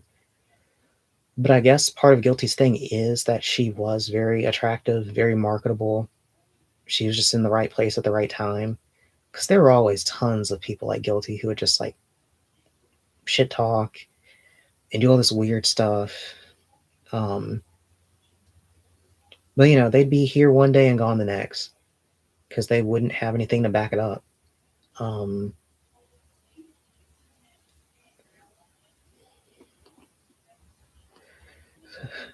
I think what makes it so unusual with her is how much she focuses on it. Like, she is uniquely focused on the psychological warfare stuff. I mean, she literally has told me, even like yesterday, about her mythology. She's not interested in fighting people. She literally described herself as a predator/killer. She only likes unfair engagements. She only likes when things are heavily skewed her way, where all the opponent can do is curl up in a ball and cry.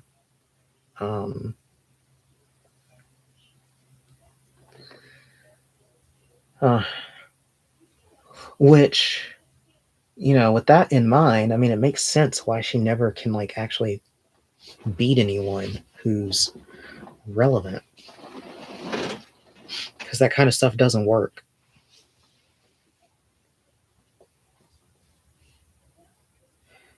It's really good at like beating up like the general population or whatever, or like pulling an okey doke on someone who's not as experienced with people who are like all in on the weirdo behavior. But it's a technique that has a shelf life. And I'd also say that because her playstyle also relies on gimmicks, gimmicks have become so dime a dozen as games have progressed to modern age. I don't know. It doesn't even feel like being a gimmick machine is even like a thing anymore. It feels like it's so easy for anybody to run a gimmick now that it's kind of whatever. I remember meeting a Gin who lives in my state somewhere, and he knew all of the Gin gimmicks in Street Fighter 4. Like, he could hit cross up ultra on your wake up and stuff. It was good stuff. But obviously he trained for a good while on how to do that. But yeah, that was Gen's whole thing. Gen, the character, his whole thing in Street Fighter 4 was that he was just a gimmick machine. Like, that was all he really had to offer. Was kind of okay buttons. And he was just unusual enough and had enough tricks that, if you wanted to play some gimmicks, you could just play him. And then we went to Street Fighter V, and then the gimmick machine became Fong, and it just wasn't the same. Like, Fong, everyone kind of knows about Fong. He was basically a joke. You basically had to like be a worm to like actually get anywhere with Fong, but that was so short-lived. It's like if your entire stability relies on you hoarding information about your character in the age of Discord, you probably just need to play another character, because eventually people will learn it. Like, I've just never understood the logic in being that kind of person. Like, I just don't understand it. It just never speaks to me as being someone who's going to be around in a meaningful capacity for the long game. If you have to play some gimmicky ass character and you have to keep every mechanic secret. I mean, it also just reflects on you as a person, that you're like probably a dirtbag. It can be funny. Probably. It can be funny. I'd say it was probably more funny when things like gimmick play actually like took some work and practice, instead of just you're just doing stuff.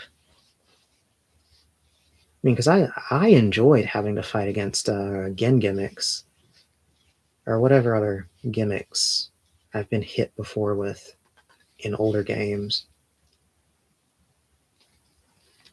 What's the last gimmick? Like when I get hit by the KOF gimmicks, the KOF gimmicks were actually like pissing me off. Because it's not even anything complicated. It's literally just people doing stuff to me. So, and they're just not telling me. So I'd say the repercussions of that usually just don't go anywhere good because it just builds like this, what's it called? Disdain? Hard feelings or whatever. Animosity between people. Ooh, someone just started a text with me. Resentment. Yes, resentment is a good word for that. And I guess my thing is that a lot of the time you'll find that these kind of gimmick players are some of the saltiest people you will ever meet. Like, they will actually be the saltiest people in the scene. It's like, how are you going to do all these gimmicks to people? And then when your stuff gets found out, you're so fucking salty. But yeah, that happened to me a lot in KOF. There's like some people who were playing against me at first, and they were just like, they were 5-0ing me constantly. Just constantly just hitting me with okie dokes non-stop. And then whenever, I learned my stuff and we played again, and I didn't even get to 5-0 them because I think it got to like 3 or 4 wins for me and they rage quit and they never played me again. It's like, bro, I took my lumps over and over and over. But now you're telling me, now that stuff don't work against me, and now that I get like a few crumbs of a W, so now we can't play anymore. And that's why I don't like to even go to. That's why I just don't suggest going down that road. What's it called? The road paved with good intentions or something. I just don't see a point. Okay. I mean, I'll say that I definitely have gimmicks with my characters, most definitely. But I mean, I'll tell you that they're literally gimmicks. I'll tell you that you can literally just do X, Y, Z. I mean, because I'm not about to like rely on this in like a pinch hitter moment. I'm not about. I mean, I might, but I think you get what I mean. Like, I just wouldn't recommend it. It just doesn't go anywhere good. I've never seen it go anywhere good. I've seen people get obsessed over certain kind of gimmicky setups versus like a safe jump or something solid. And I'll just ask them, why are we doing this? Like, are you okay?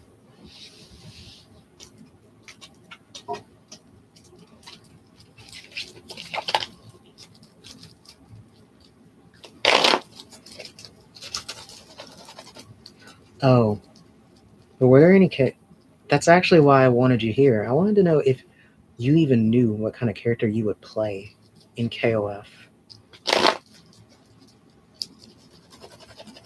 Because what? You said you play what? Kazuya, Lee, something else.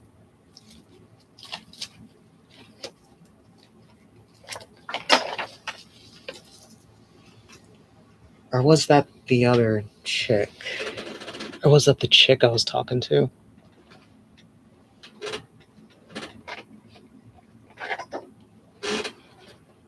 I don't really ever play grapplers. Yeah, Kazuya Lee Victor.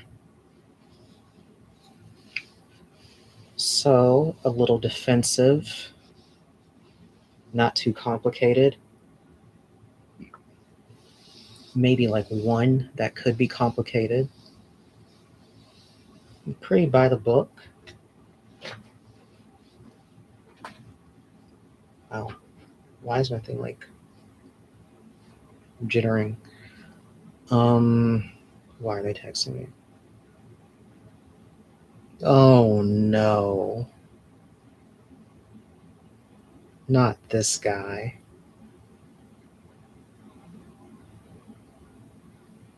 Please tell me he's not about to do this to me. Okay, on one of my psychic jobs, you know, I make like what? There's one site where they pay like 50 cents to like text me.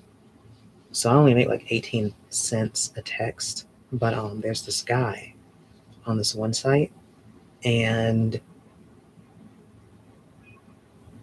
oh my God.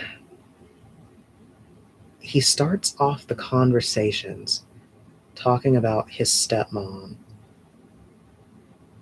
And he always just starts getting weird. He starts, okay, like I'm seeing he's cutting right to the chase right now with me this time. And he's saying how much he wants to bang his stepmom. And I know he's at least like 30 or 40. So I don't get what kind of stimulation he's getting off of this to like talk about this with a psychic, is to talk about his stepmom over and over and over and over and over. I don't get it. Okay, actually, I met someone in KOF who had that same kind of fixation, except it was their birth mother. And they were French. They were actually how I learned that France is actually really, really, really degenerate. Like France, they need to check up on France.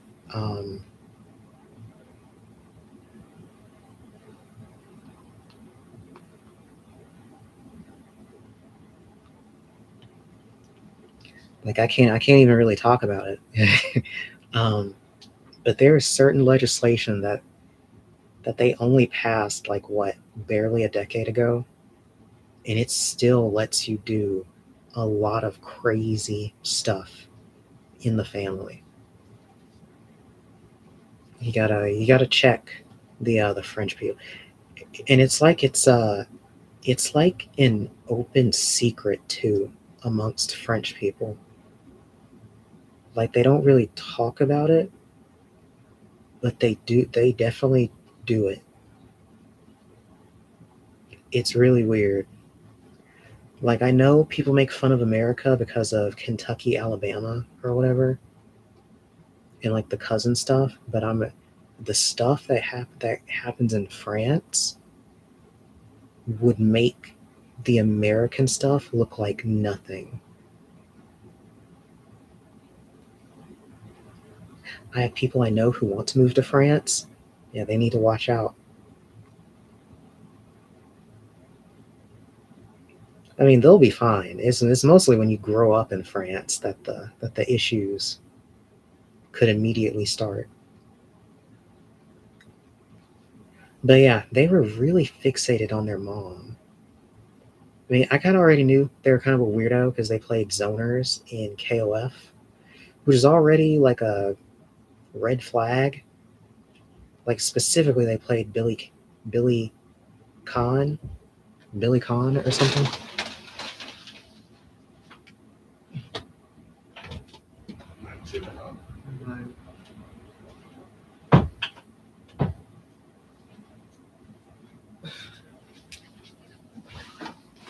So yeah, they played Billy Khan. Zoners in KOF, red flag. Why is that? Well, it's one of those things I mean, because I play around with some zoners sometimes in certain games. At least just to like train people up or something. But I'd say, okay, it's innately weird for KOF because KOF is right off rip not a zoner friendly game to begin with. Like people say they love King in KOF because I mean she has air fireballs and she has like a super good slide and everything. But you notice that King is, I don't think she's ever really top tier unless there's like one Kusoge KOF or something. But like King's zoning would be cracked in any other fighter. But because the game is so innately anti-zoner, King is basically whatever in the game. Especially with KOF 15, it's just not a game where you should expect to be able to play a zoner and have a good time. Like you're gonna get mobbed. Like the cast can run and hop and jump and roll and do all this crazy stuff. And the average standard combo is going to do like 50% life or more. I'd honestly say like the standard combo pass your point character is going to do like 60%, honestly. So it's like, what's the point? It's kind of like the whole gimmick thing. I'm like, what's the point? Well, like, what are we getting at right now? Why are you playing this type of character or specifically this play style in this game that is inherently hostile to you?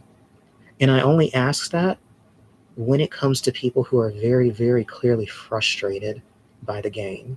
Because this French player I mentioned was always salty, always moody, and just never seemed to have a good time with the game. And it's like, bro, you're playing an unfavored kind of character in this game. It's not a secret.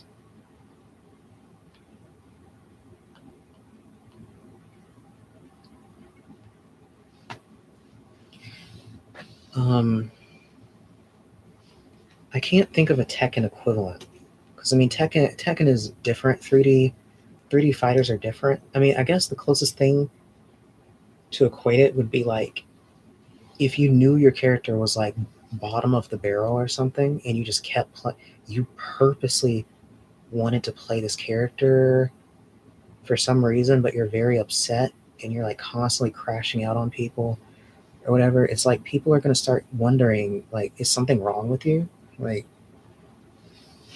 do your gears not work? I mean, you should play what you want to play,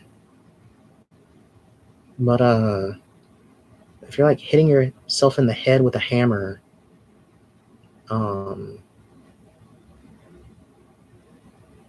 whoa, what did you just send me? Is this a tier list? Where did this come from? Where did this even come from? Why is Hydern just in a category that says charge? What is going on here?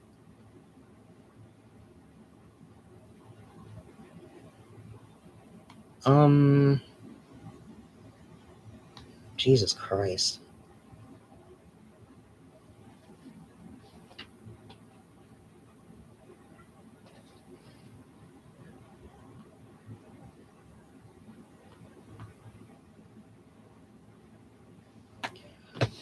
God, I got this guy texting about his stepmom. I feel like the chart you gave me, the chart you gave me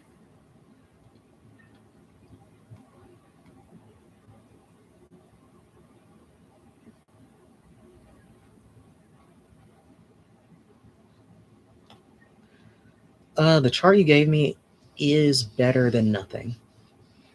It probably will get, I mean, it'll give you a good enough smattering of where the characters are, but some of those descriptions and categories are a little goofy. I mean, if you wanted to know, just visit the Dream Cancel website. Just visit the KOF 15 Dream Cancel wiki if you wanted to actually know about these characters.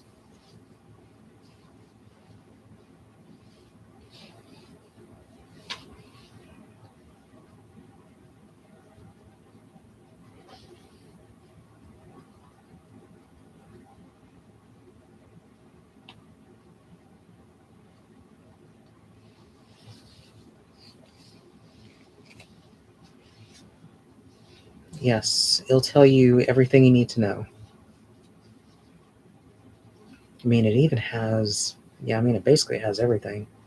It even has links to replays you can watch. It's actually how I ended up learning a good bit of things. I mean, I would say, even then, because I haven't really browsed the wiki in detail as of late, but I'd still be careful, because I know at least a few people who published and edited stuff on that wiki, and I know that they have biases for certain characters, so there's some stuff that they don't know what they're talking about, or they're like making stuff up. Like, I think there's one character on there, I can't remember who right now, but it was like one character who's like stupidly good, like annoyingly good, like has no weaknesses, and they were basically just grasping at straws on what to write for their con side of the character bio, because each character has like pros and cons, but there's literally characters on there who basically don't have any cons because they're really good. They're basically perfect, but the writer has to basically make something up. So they'll say something like they have too many options to end their combos with, so it can be very complicated, or I don't know, it's just weird. It's like some my lobster's too buttery, my steak is too well done type stuff. It's like, bro, just say the character is good.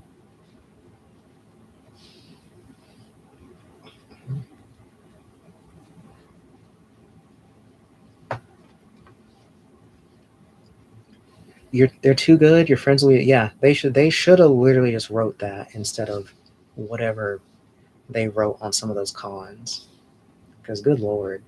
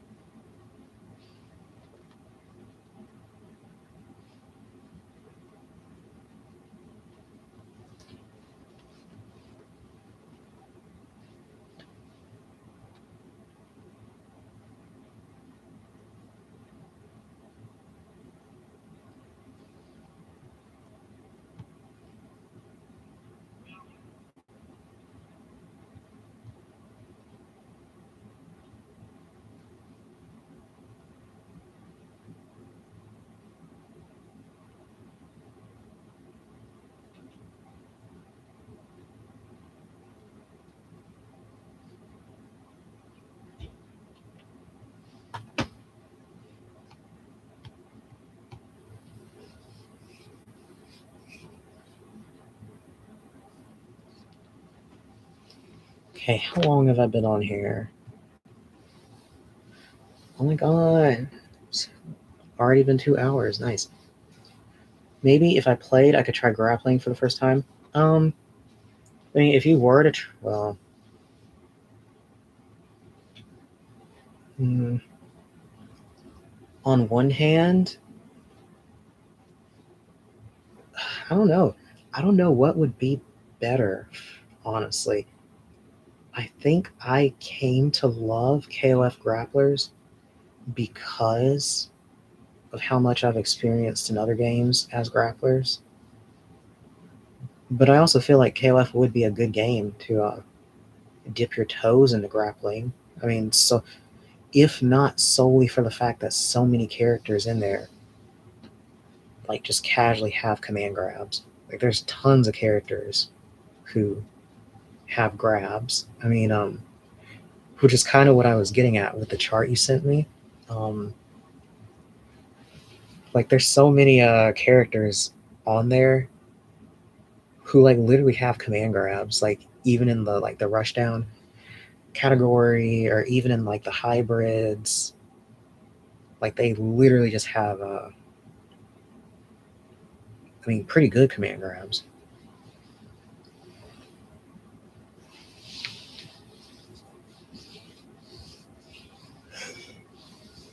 I mean, geez, even Antonov has a command grab, but he's in the brawler bruiser category. But I think that's for a reason. But yeah, it would be a good place to like dip your toes into command grabbing. But it is my favorite game to grapple in.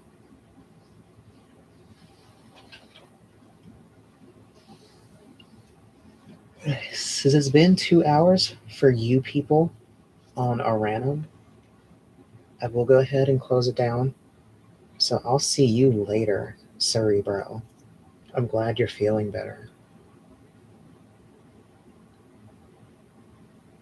I'll see you later.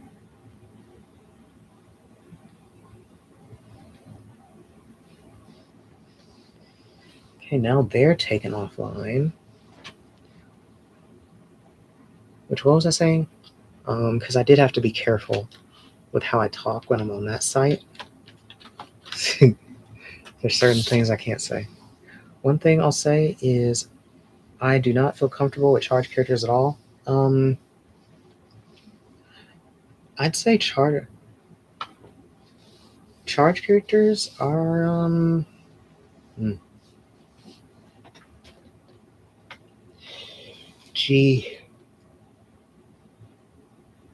gee whiz. I'd say unironically, charge characters are actually they feel pretty good in KOF. Namely, especially this game. KOF 15, like, they've really streamlined a lot about being a charge character. So it's actually really smooth. Like, coming from me as someone who doesn't like play charge characters, it is now easy enough that I can actually play Leona in a match and like do her actual B&B. Because typically Leona has been considered one of the hardest characters to operate in a game, like efficiently. So I literally could never play her in any other KOF, but like I actually learned how to use her and do certain things with her, because she has like this thing where she has like an instant overhead into her air super, and I can only do it in training mode, but I'm able to do it, which I literally could never do in any other game with her. So charging is very easy in KOF, especially. I mean, because charging, you don't have to charge your move for that long in KOF. And they purposely make the combos very, very, very accommodating if you're a charge character. Like they're not trying to like break your wrist. I mean, it also helps that you don't have to do some weird charge move type super input. Like even if you're playing a charge character, you don't have to like draw a triangle or whatever they had Guile doing for all these Street Fighter games?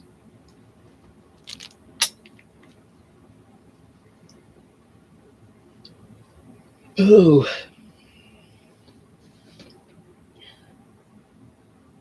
Hello. This is Shanoa. Now, regarding your question, you're wanting to know, will your ex-fiance come back to you? Going by your cards, Seven of Cups in the primary position does show that there is currently potential for her to come back. However, Page of Pentacles in the secondary position is showing that right now, due to the way that she's going to approach you, it doesn't seem like you'll be very receptive towards her. Three of Wands in the final position is ultimately a warning that you should go ahead and move beyond her rather than get sucked back into whatever she has going on, which I do agree, because it does seem as though she's kind of in that weird space where she's wandering and wanting for a great many things that she doesn't seem to be able to properly communicate. So I would take this as a red flag and try and distance myself from her. Now, if you want to know more about what the future holds between the two of you, as well as what the future might look like if you were to accept her advance that's coming towards you, you can give me a call or send me a message.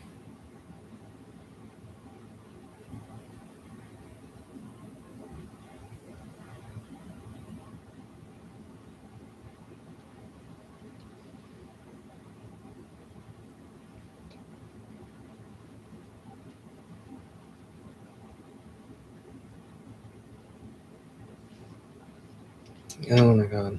Yeah, you hated that input? Yeah, that input sucked. Yeah, that input sucked dick.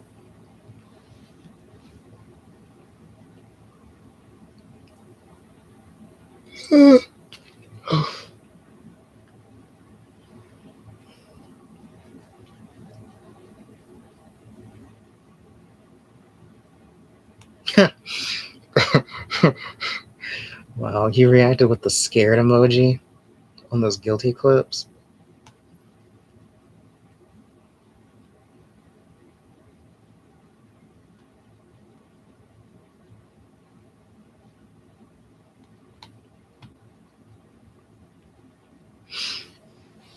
Oh god, she's so creepy. Who wouldn't be scared after hearing those? True. I think the funniest thing about all of this is ever since her, I feel like the campaign for her to call me fat and ugly nonstop and have her followers do that is to like get her power back after I literally told her many times over now that I'm not like physically attracted to her. I feel like she's still holding that over me. Which I only even said that because I got sick of her imposing her worldview on me, where she keeps saying that I just lust after her and all this other crazy stuff. Especially when I like have like really hot girls talking to me.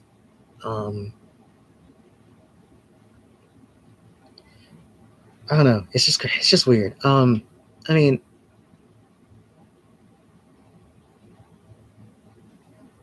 I don't know how to put it. It's so weird. I will say there's a reason that you're not seeing like up-to-date pictures of her. Well, I don't have up-to-date pictures of me out here, but I'm also on a camera every single day. But yeah, there is a reason that you're not seeing her on a camera constantly.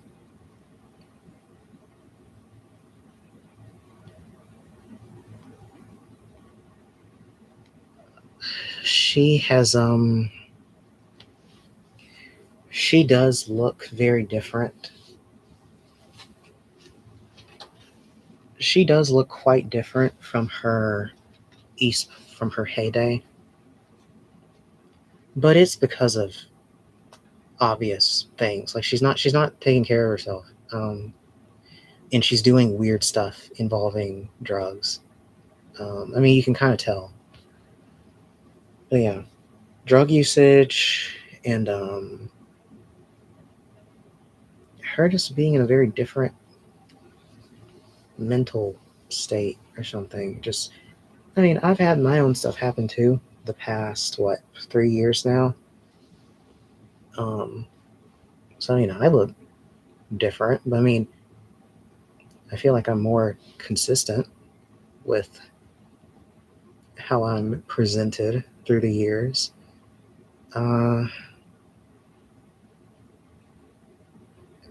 But I don't know. I think my thing is that I've also had to actually like live in public. Like I haven't been able to take a sabbatical from real life. So I had to go through the pandemic and everything else and deal with like regular people. So I kind of I don't know how you put it. It's like Guilty is always wearing makeup and stuff for like streams, and I never do that unless I really feel like it, or someone like actually paid me for it. But I don't know. There's just a difference in our energy.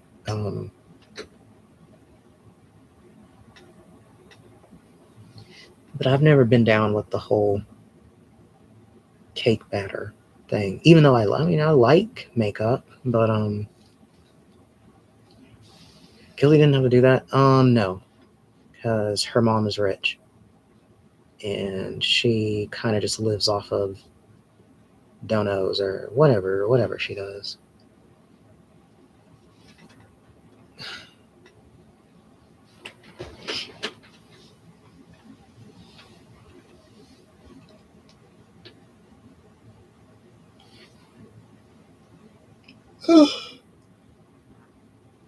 Oh my god.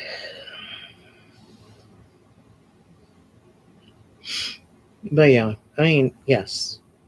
I mean, you can tell just from how she, you can tell just from how she acts that she doesn't go outside.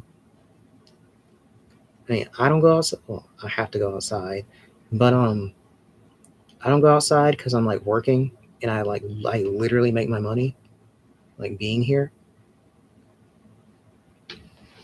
And I kind of don't want to be seen right now. She's kind of just in her place because she's literally building a cult every day. Meanwhile, I mean, I feel like I spend like 90% of my time online telling people to fuck off. Well, she's constantly trying to get more slaves.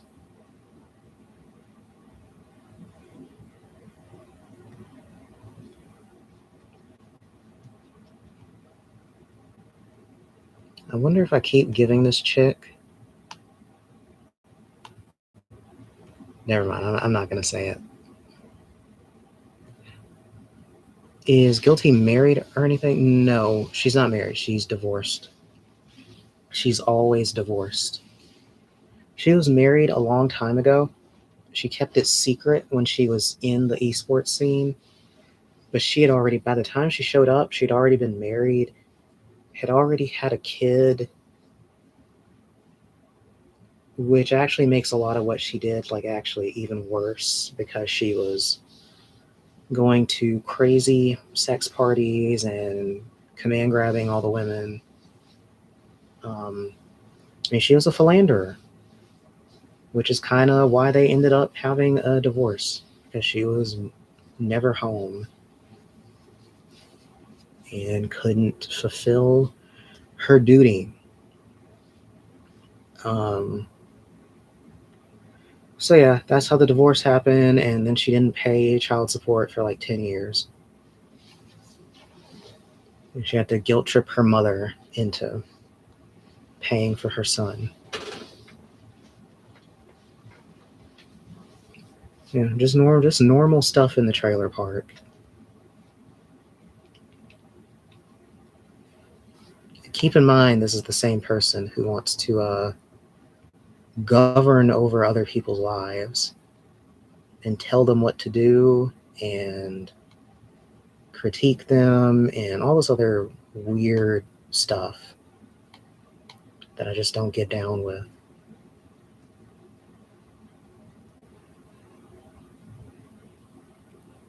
It just doesn't make sense, you know? Why does this person keep texting me about how much they want to bang their mom? I'm so sick of this.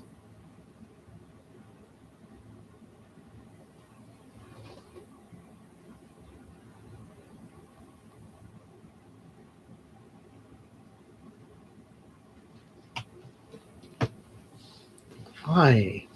Why is he even spending money on this just to send, I want to bang my step? Like, I think I'm about to crash out and just tell him, go bang your mom then, dude. Stop telling me about it. Shit.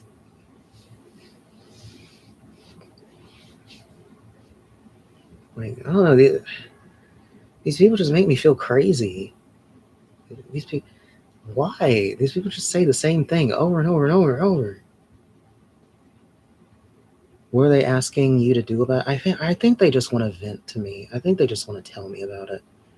But the thing is, they're so strung out that they've told me this before.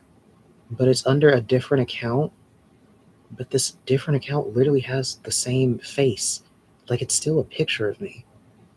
So I can't tell if they're like trolling me or what. Tell them if you think it's a good idea. I mean, what this person texted me is like, I think they're older than me. If they still want to bang their stepmom that bad, then do it. Just don't be a pussy about it. Like, shit. Like, if you're already like 40 or something, your stepmom's probably not going to be around that much longer anyway, so you should probably get it done.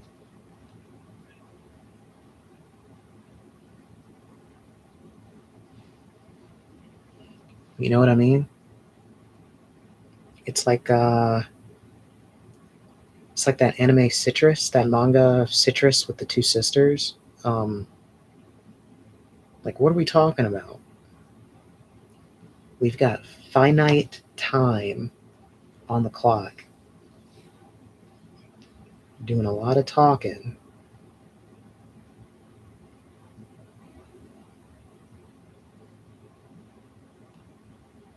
And this guy, I'm about to tell this guy to kick rocks because I can't do this. Okay, well, let me do the math. 18 cents. If he sends me 2 messages in a minute, that's like 36 cents. So if he were to do that for a solid 5 minutes, what am I looking at?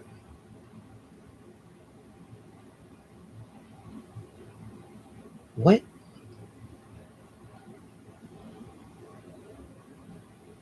That's stupid. That's only $1.80 for 5 minutes of that. Yeah, I'm gonna just stop replying to him or tell him to call me.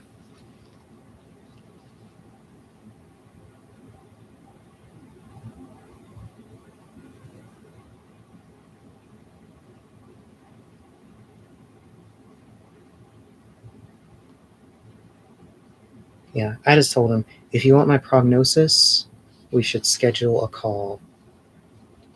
If you want to talk about how much you want to bang your stepmom, then call me at my rate of what? What do I charge? $3.99 a minute? $5.99. I should raise it. Just because he's pissing me off.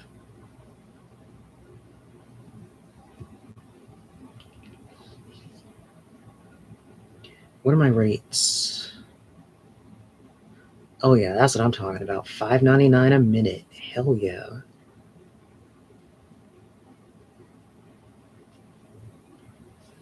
Now the only thing I hate about that site, because that site is psychics.com. The only thing I hate about them is they take a fuckload of money from they take a shitload of commission. So it's like my rate is $5.99 on my main account there. But once they take their cut, I'm only making $2.16 a minute, which is still really good. But it's like, goddamn, like $5.99. Hey, let me ask Grok. If my rate is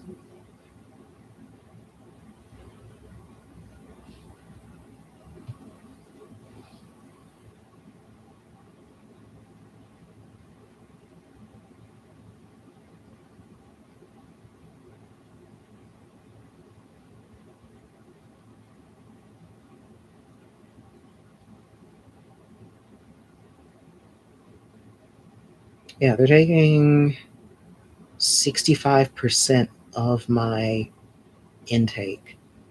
So I'm only getting like 35% of my revenue.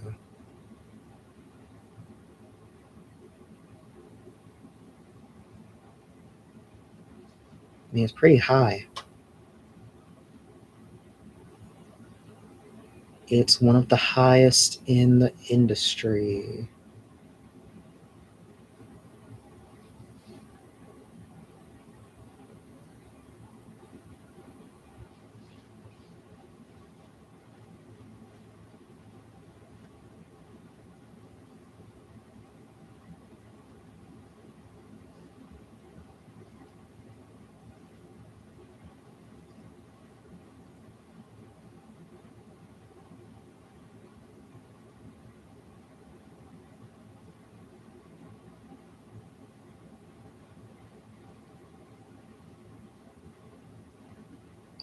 Jesus Christ.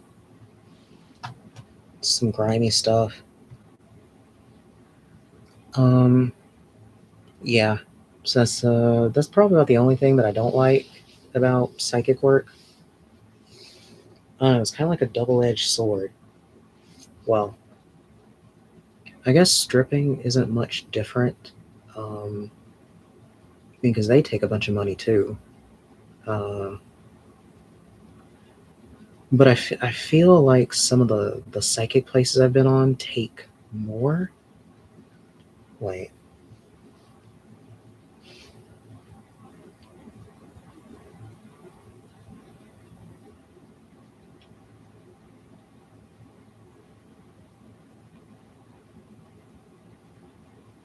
Grok, analyze this for me.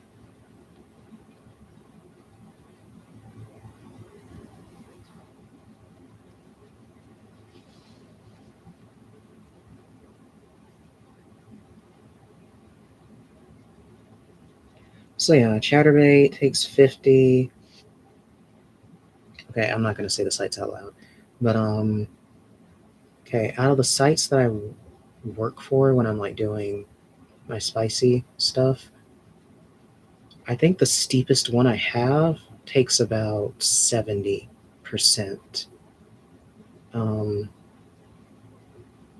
But even that can fluctuate.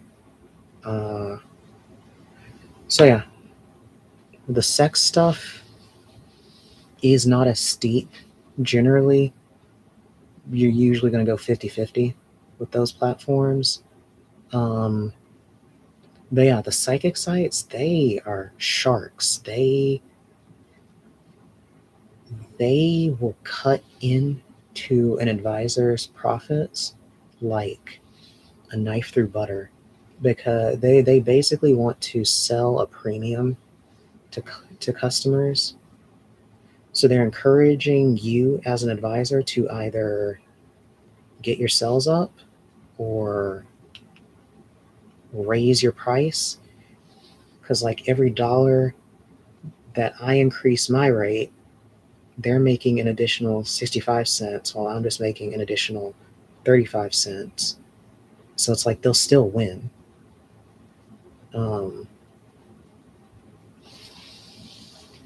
yeah, it's rough stuff. But I do make more. I mean, obviously, I do make more doing my psychic stuff by far. But the demographics are also different too. Because usually with my psychic stuff, I'm servicing women. And women tend to have a thing where they are just spending a shitload of money that probably isn't theirs. So they love psychics. Though I think the last 2 or 3 calls I've had have been from men. But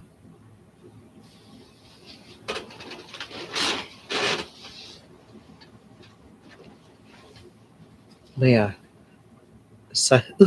psychics can be very addictive.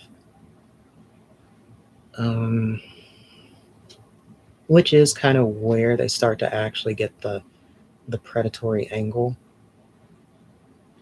Because it is very easy to start sinking money in. Which I don't know. It's just in a weird place. Because a lot of these people, as we've seen through the art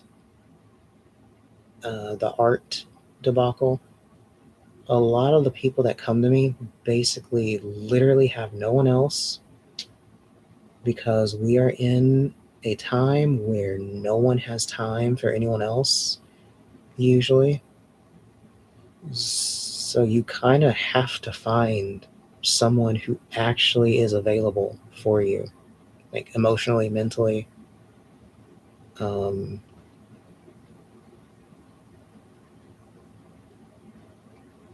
mean, it's kind of sad. I mean, basically, if you're not someone that people want to fuck, or you're not like bringing a lot of something to someone, like no one's gonna have time for you. And I mean, it seems like people's attitudes have changed towards therapy lately. So it's like not even like getting therapy really seems to be like a fix for people. So in the day, a lot of people just need someone to talk to.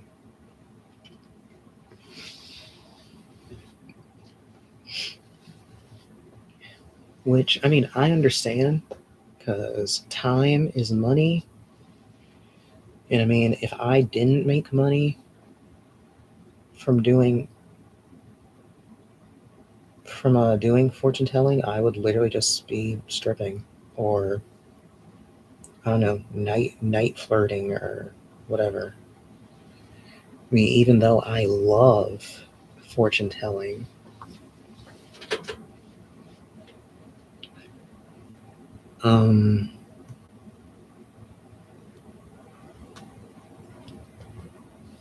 so I don't know.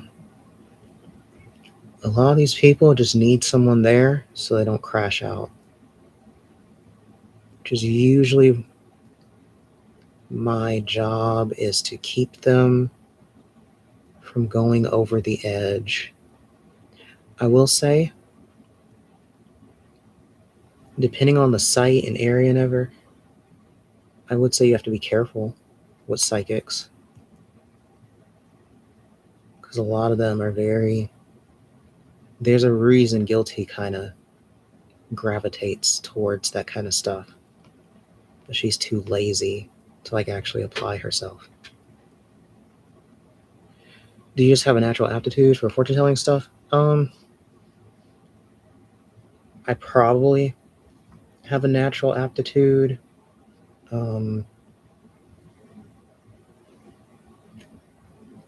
I mean, mostly because most of my life I've just had to listen to people.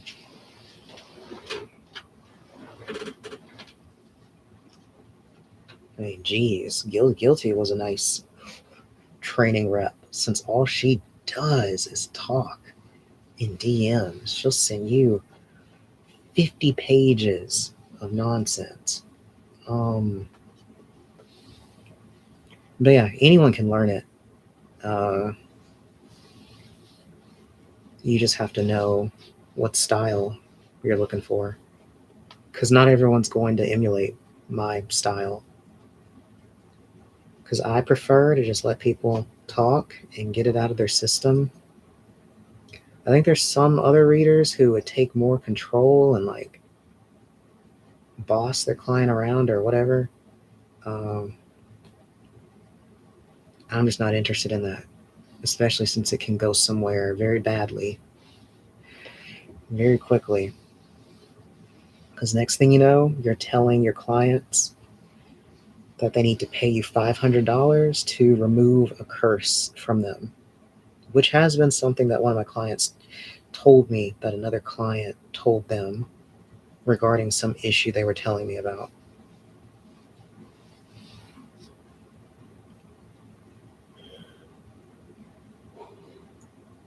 I'm just like, ay, ay, ay.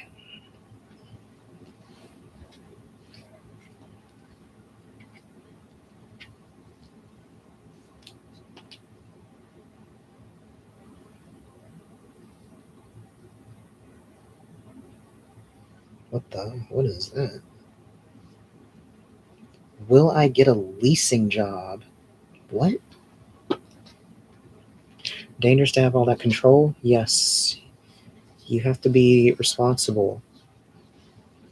Which, again, shows the difference in character between me and her. Because, like I said, notice how I don't ever have an entourage. I tell people to leave me alone. I don't want any of that. Guilty is constantly recruiting.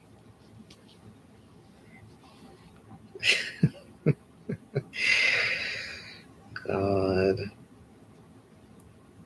It's almost actually kind of attractive how messed up she is. God. I just wish she wouldn't drop my full name and all that other stuff. Like, once a Becky starts like showing pictures of my house and sharing info that doesn't even belong to her and like trying to poison the well on people who don't even know me, I feel like that's like my signal to like leave. Like, I just don't want any part of that. I've handled many crazy white women before, but she takes the cake. I just can't get down with, like, she's in that range that'll actually get you arrested because of how far she takes things. I mean, as we've seen with Art, because she did try to get him with the death threat type stuff. Thankfully, the cops just told her, just block him, bitch. So she did try to get Art put away.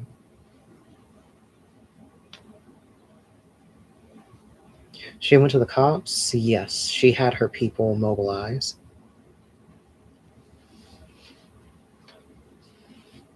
Which, the only reason I even had to disclose what I did was because obviously he was starting to circle the drain on violence, and I had to do my due diligence.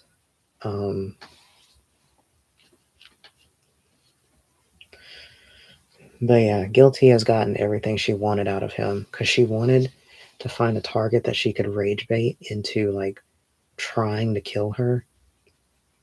Because I've already shown DMs of it where she's talked about it for months, where she's told me over and over, I'm going to get myself killed on purpose. I'm going to have someone attack me on purpose. She's even literally said, well, if I kill myself, she's like, the funny thing is, if I kill myself, there will be a paper trail leading right to you. I'm like, why is this person so messed up?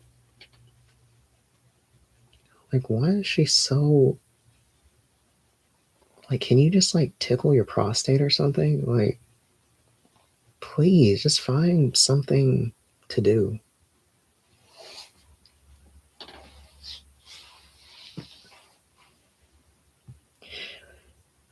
Am I forgetting something? Am I tripping, or do messages keep disappearing? Deadeye, you know too much. They're going to get you next.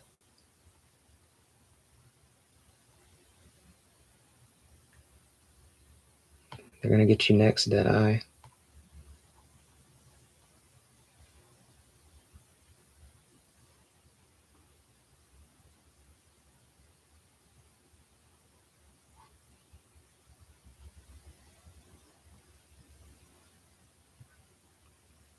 God, Sophie's server is just dead. Good Lord.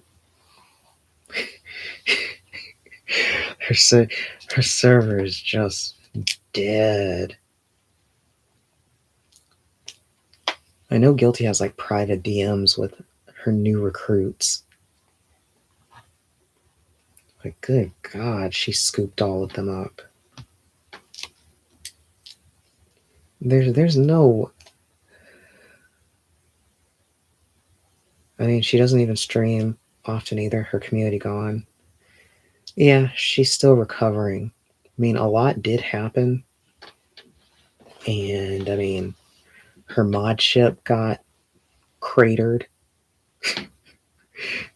Only person left is Valendian, the stone. He remains like a stone, like that one song, Like a Stone. I really like that song. I always forget who did it. The guy who's like dead now. It's not Kurt Cobain. It's someone else. But yeah, the mods are gone. I mean, it seems like the players... I don't know. Well, players will go wherever the money is. Which Dilly keeps bragging that he's gonna like fund it. So maybe they would pop up.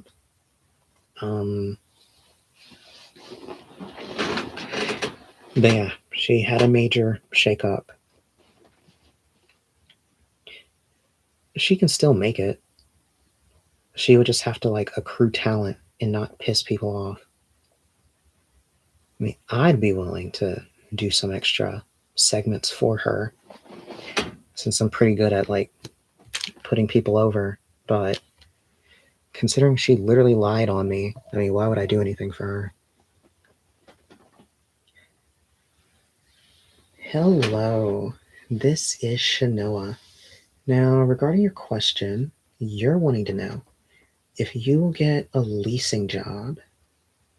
Going by your cards, the High Priestess in the primary position does show that you do have the prerequisites for a leasing job, so I don't think you need to worry there in terms of meeting the standard. However, the Hierophant in the second position, while being reversed, does show that whoever you have contacted or will contact will not be the best person to try and get this inquiry through. So I think you need to aim a bit higher or try to find a different person who could onboard you to this kind of work. The Chariot in the final position and reverse is ultimately also warning that you need to not go into this trying very hard to get the job. And what that means is you need to make sure that you're not signaling that you're desperate for this job to make it work. So ultimately, I'm seeing that you could get the leasing job if you were to address the problem areas that have already been lined out. And if you want to know more about what the future holds for you, as well as any more career opportunities, you can give me a call or send me a message.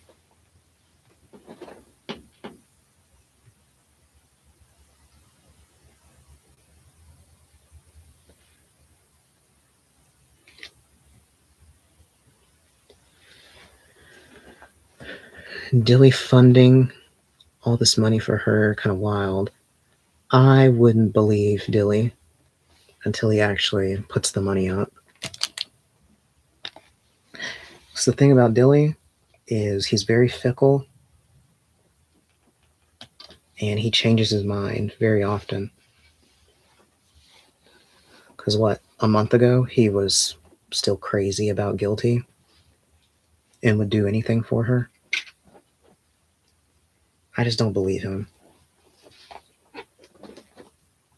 Just like, let me look at this.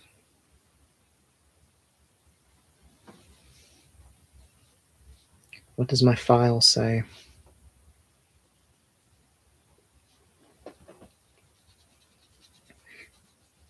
Well, it's not really a file. It's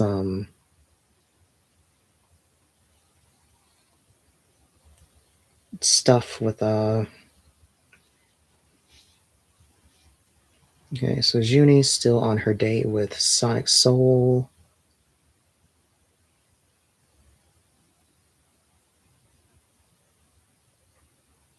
What am I looking at?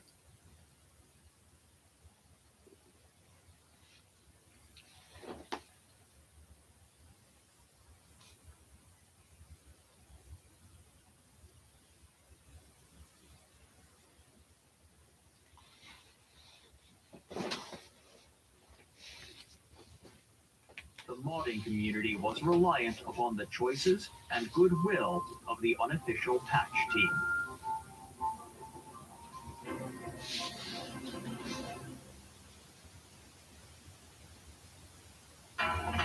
Why isn't my keyboard activating?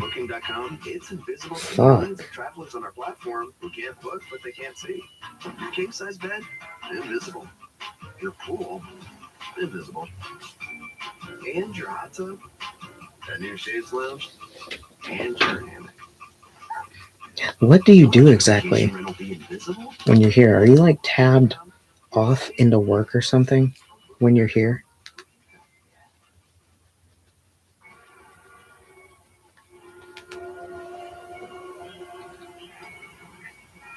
Ugh.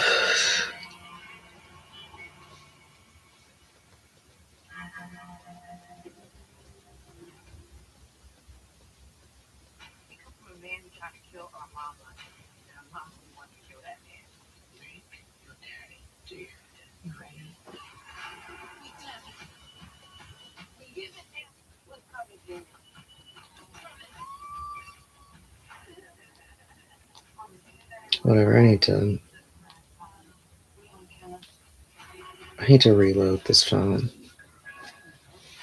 Sometimes just reading some stuff, sometimes doing a little bit of work.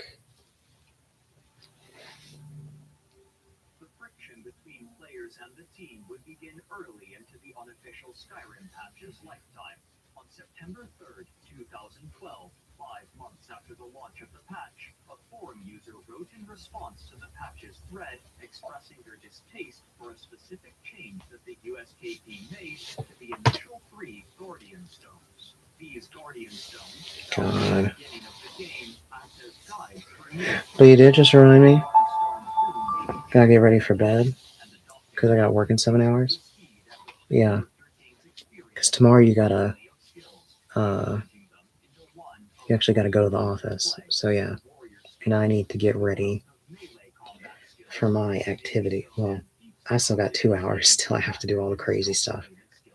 Actually, I think I can go ahead and stream some of that early, but I'm just going to be in my work clothes since they really like it when I'm like in normal clothes.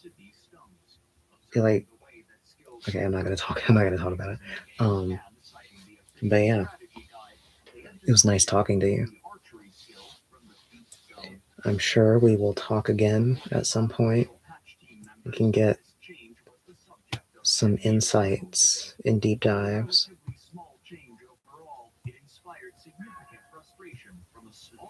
I will see you later.